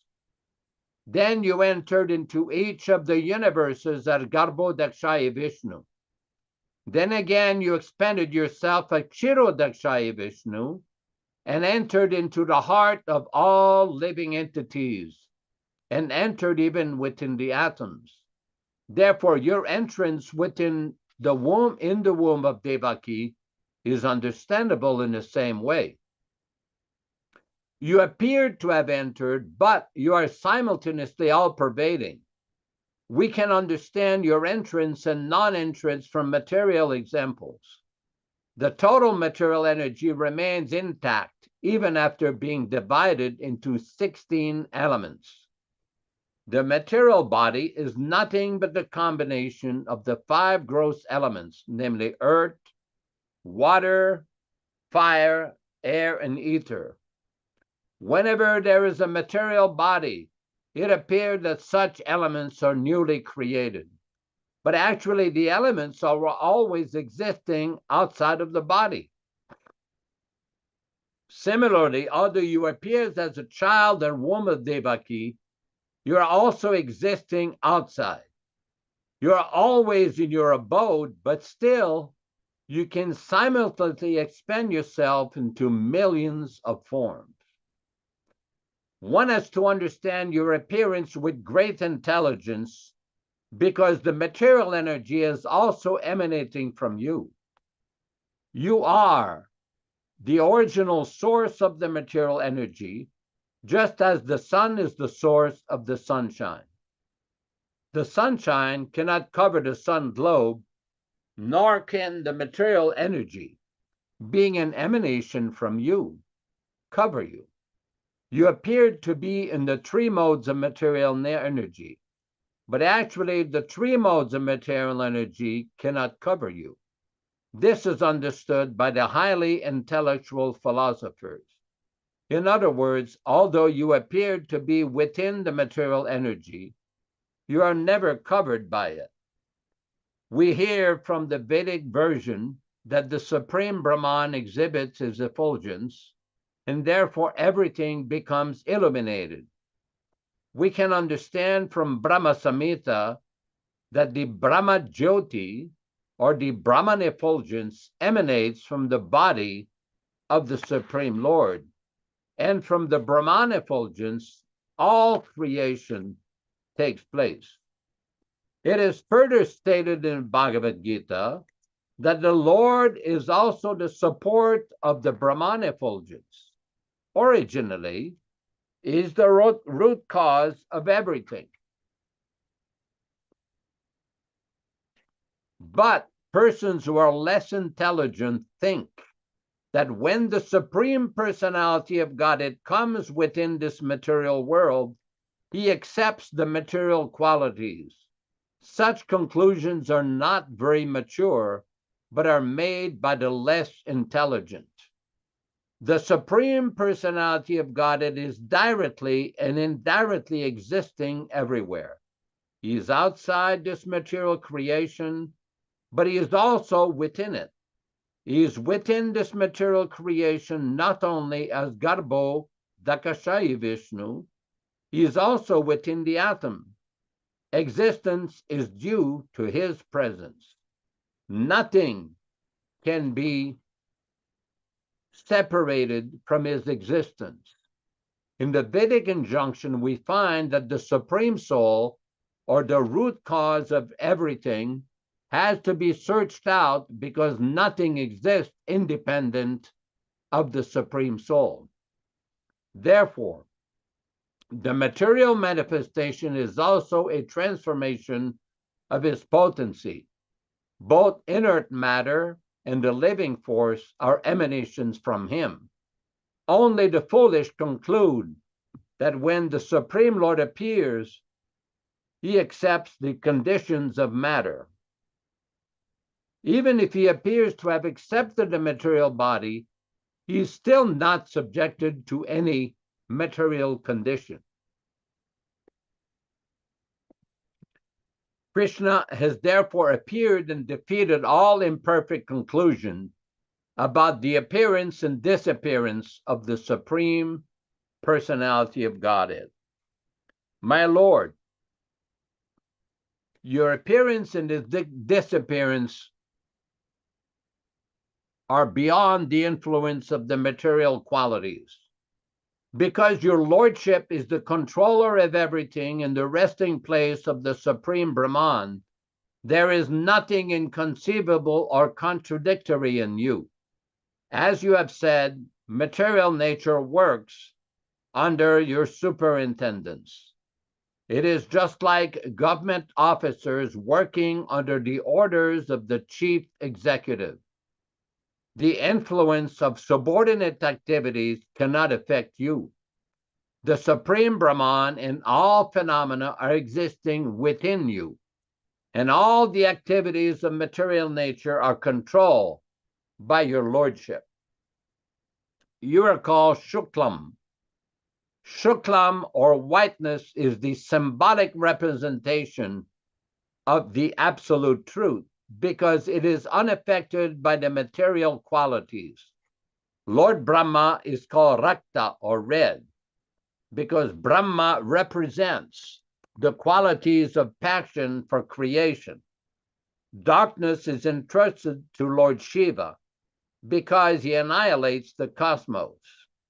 The creation, annihilation, and maintenance of this cosmic manifestation is conducted by your potencies, yet you are always unaffected by those qualities. As confirmed in the Vedas, Arirhi Nirgunaha Sakshat, the Supreme Personality of Godhead is always free from all material qualities. It is also said that the qualities of passion and ignorance are non-existent in the person of the Supreme Lord. My Lord, you are the Supreme Controller, the Personality of Godhead, the Supreme Great, maintaining the order of this cosmic manifestation. And in spite of your being the Supreme Controller, you have so kindly, hold on, where are we here? You have so kindly appeared in my home. The purpose of your appearance is to kill the followers of the demonic rulers of the world who are in the dress of royal princes, but are actually demons. I am sure that you will kill all of them and their followers and soldiers.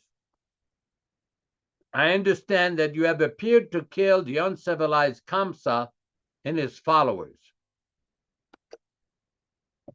But knowing that you were to appear to kill him and his followers, he has already killed so many of your predecessors, elder brothers.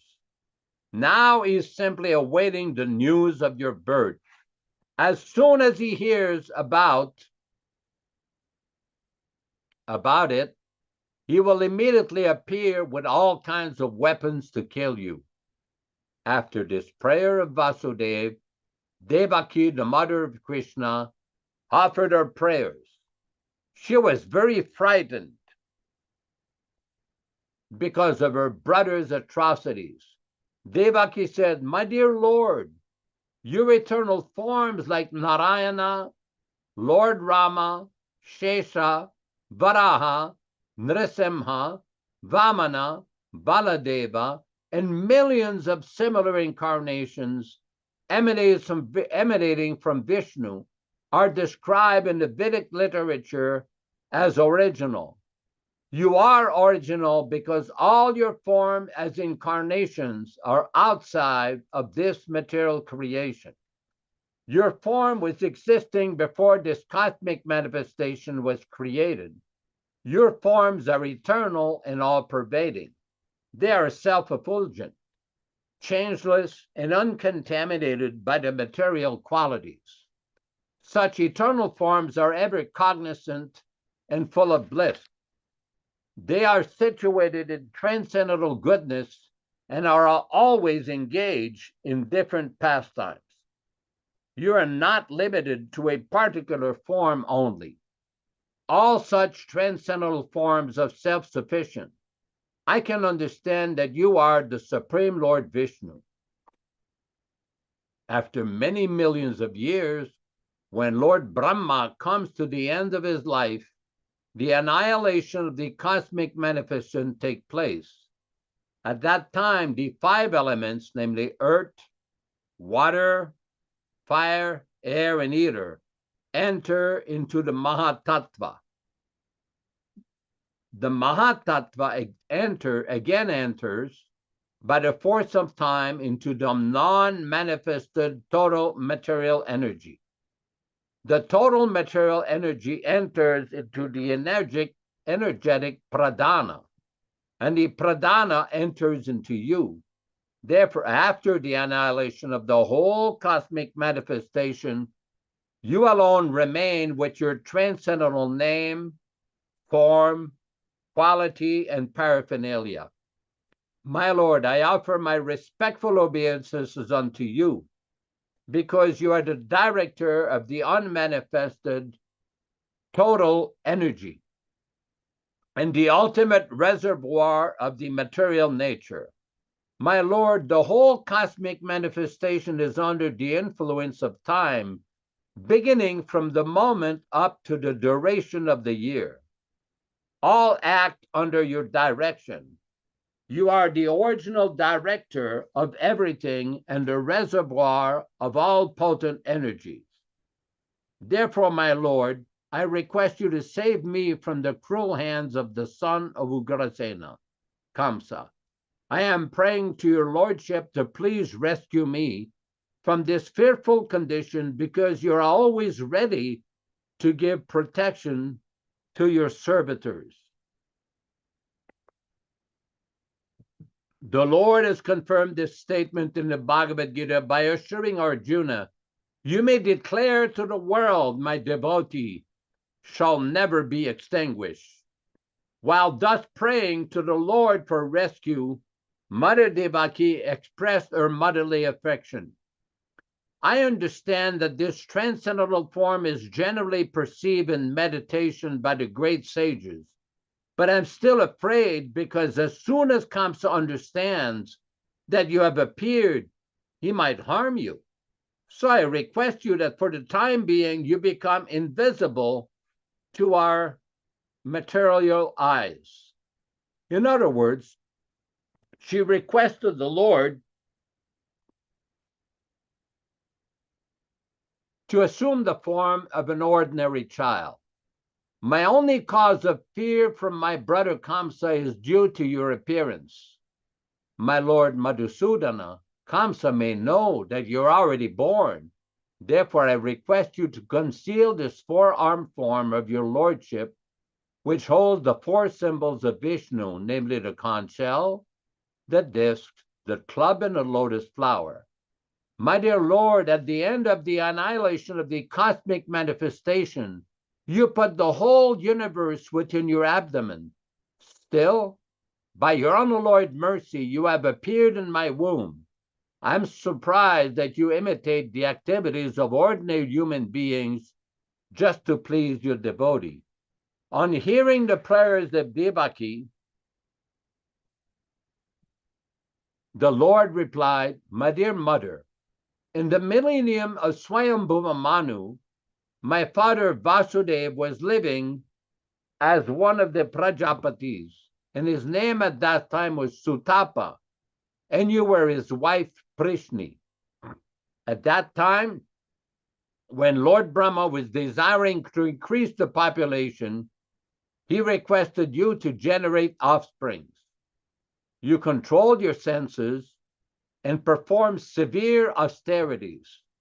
By practicing the breathing exercise of the yoga system, both you and your husband could tolerate all the influences of the material laws, the rainy season, the onslaught of the wind, and the scorching heat of the sunshine.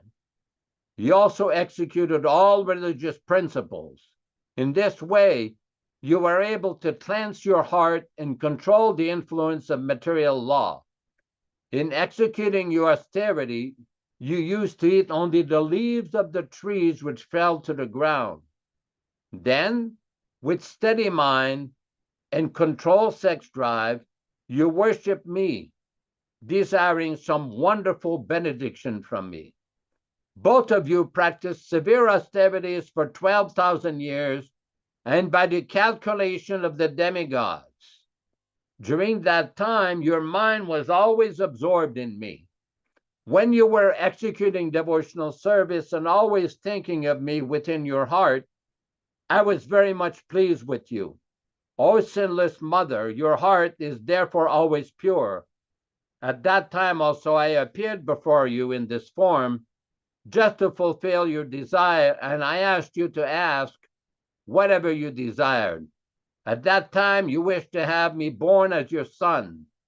Although you saw me personally, instead of asking for your complete liberation from the material bondage under the influence of my energy, you asked me to become your son. In other words, the Lord selected his mother and father, namely Prishni and Sutapa, specifically to appear in the material world.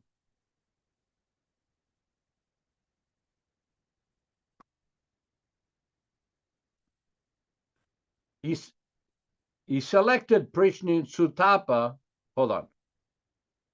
In other words, the Lord selected his mother and father, namely Prishni and Sutapa, specifically to appear in the material world. Whenever the Lord comes as a human being, he must have someone as mother and father. So he selected Prishni and Sutapa perpetually as his mother and father. And on account of this, both Prishni and Sutapa could not ask the Lord for liberation. Liberation is not so important as the transcendental loving service of the Lord. The Lord could have awarded Prishni and Sutapa immediate liberation, but he preferred to keep them within this material world for his different appearances, as will be explained in the following verses. On receiving the benediction from the Lord to become his father and mother, both Prishni and Sutapa returned from the activities of austerity and lived as husband and wife in order to beget a child who was the Supreme Lord himself. In due course of time, Prishni became pregnant and gave birth to the child. The Lord spoke to Devaki and Vasudeva. At that time, my name was Prishni Garbha. In the next millennium also, you took birth as Aditi and Kashyapa. And I became, hold on here. At that time, my form was just like a dwarf. In the next millennium, hold on. In the next millennium also, you took birth as Aditi and Kashyapa, and I became your child of the name Upendra. At that time, my form was like a dwarf, and for this reason, I was known as Vamana Deva. I gave you the benediction that I would take birth as your son 3 times. The first time I was known as Prishni Garbha, born of Prishni and Sutapa. The next birth, I was Upendra, born of Aditi and Kashyapa. And now, for the 3rd time, I am born as Krishna from you, Devaki and Vasudeva. I appeared in this Vishnu form just to convince you that I am the same Supreme Personality of Godhead, again taken birth. I could have appeared just like an ordinary child, but in that way, you would not believe that. I, the Supreme Personality of Godhead, have taken birth in your womb. My dear father and mother, you have therefore raised me many times as your child with great affection and love, and I am therefore very pleased and obliged to you. I assure you that this time you shall go back home, back to Godhead, on account of your perfection in your mission. I know you're very concerned about me and afraid of Kamsa. Therefore, I ordered you to take me immediately to Gokula and replace me with the daughter who has just been born to Yashoda. Having spoken thus in the presence of his father and mother, the Lord turned himself into an ordinary child and remained silent. Being ordered by the Supreme Personality of Godhead, Vasudeva, Personality of Godhead, Vasudeva attempted to take his son from the delivery room, and exactly at that time, a daughter was born of Nanda and Yashoda. She was Yoga Maya, the internal potency of the Lord. By the influence of this internal potency, Yoga Maya, all the residents of Kampa's palace, especially the doorkeepers, were overwhelmed with deep sleep, and all the palace doors opened, although they were barred and shackled with iron chains. The night was very dark, but as soon as Vasudeva took Krishna on his lap and went out, he could see everything just as in sunlight. In the Chaitanya Charitamrita, it is said that Krishna is just like sunlight, and wherever there is Krishna, the illusory energy, which is compared to darkness, next page, the darkness cannot remain. When Vasudeva was carrying Krishna, the darkness of the night disappeared. All the prison doors automatically opened. At that same time, there was a thunder in the sky and severe rainfall. While Vasudeva was carrying his son Krishna in the falling rain, Lord Shesha, in the shape of a serpent, spread his hood over the head of Vasudeva so that he would not be hampered by the rainfall. Vasudeva came onto the bank of the Yamuna and saw the water of the Yamuna was roaring with waves, and that the whole span was full of foam. Still, in that furious feature, the river gave passage to Vasudeva to cross, just as a great Indian Ocean gave a path to Lord Rama when he was bridging over the gulf. In this way, Vasudeva crossed the river Yamuna. On the other side, he went to the place of Nanda Maharaj, situated in Gokula, where he saw that all the coward men were fast asleep. He took the opportunity of silently entering into the house of Yashoda, and without difficulty he replaced his son, taking away the baby girl newly born in the house of Yashoda.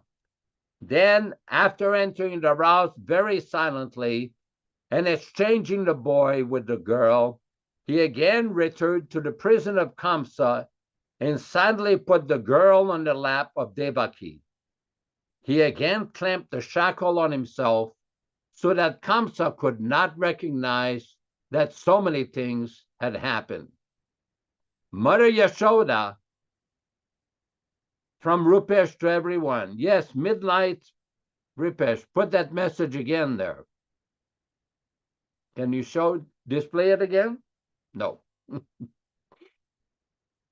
Mother Yashoda understood that a child was born of her. Oh, yesterday, midnight, it's raining here in Bombay, India. Very auspicious. Mother Yashoda understood that a child was born of her, but because she was very tired from the labor of childbirth, she was fast asleep. Then she awoke. She could not remember whether she had given birth to a male or a female child.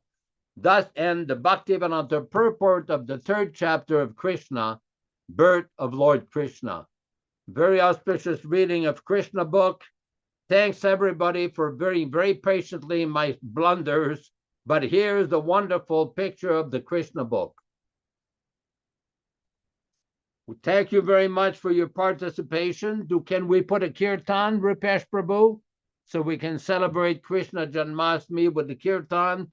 Thanks everybody for participating, and let us see if we can have a kirtan. Hare Krishna.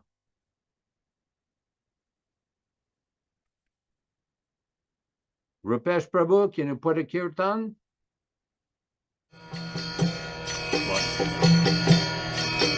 Hare Krishna, Krishna Krishna, Hare Hare, Hare Rama, Rama Rama, Hare Hare. Hare Krishna, Krishna Krishna, Hare Hare, Hare Rama, Rama Rama, Hare Krishna, Krishna Krishna, Hare Hare, Hare Rama, Rama Rama, Hare Hare. Hare Krishna, Krishna Krishna, Hare Hare, Hare Rama, Rama Rama, Hare Hare. Hare Krishna, Krishna Krishna, Hare Hare, Hare Rama, Rama Rama, Hare Hare. Hare Krishna, Krishna Krishna, Hare Hare, Hare Rama, Rama Rama, Hare Hare. Hare Krishna, Krishna Krishna, Hare Hare, Hare Rama, Rama Rama, Hare Hare. Hare Krishna, Krishna Krishna, Hare Hare, Hare Rama, Rama Rama, Hare Hare. Hare Krishna, Krishna Krishna, Hare Hare, Hare Rama, Rama Rama, Hare Hare. Hare Krishna, Krishna Krishna, Hare Hare, Hare Rama, Rama Rama, Hare Hare. Hare Krishna, Krishna Krishna, Hare Hare, Hare Rama, Rama Rama, Hare Hare. Hare Krishna, Krishna Krishna, Hare Hare, Hare Rama, Rama Rama, Hare Hare. Hare Krishna, Krishna Krishna, Hare Hare, Hare Rama, Rama Rama, Hare Hare. Hare Krishna, Krishna Krishna, Hare Hare, Hare Rama, Rama Rama, Hare Hare. Thanks everybody for participating in this program. We welcome everybody tomorrow at 10 o'clock, if Rupesh Prabhu or Venkat Prabhu can be there, for the celebration of Srila Prabhupada's Vyasa Puja. Everybody is welcome, and we will try to send information. We will send some invitation to everyone. Hare Krishna, all glories to His Divine Grace Srila Prabhupada and this observation. Vanchakalpa tarubhyascha kripa sindubhya evacha patitanam pavanibhyo vaishnavibhyo namo namaha. We offer our respectful obeisances unto all the Vaishnava devotees of the Lord, who can fulfill the desires of everyone, just like desire trees, and are full of compassion for the fallen souls. Hare Krishna, Krishna Krishna, Hare Hare, Hare Rama, Rama, Rama Rama, Hare Hare. Hare Hare.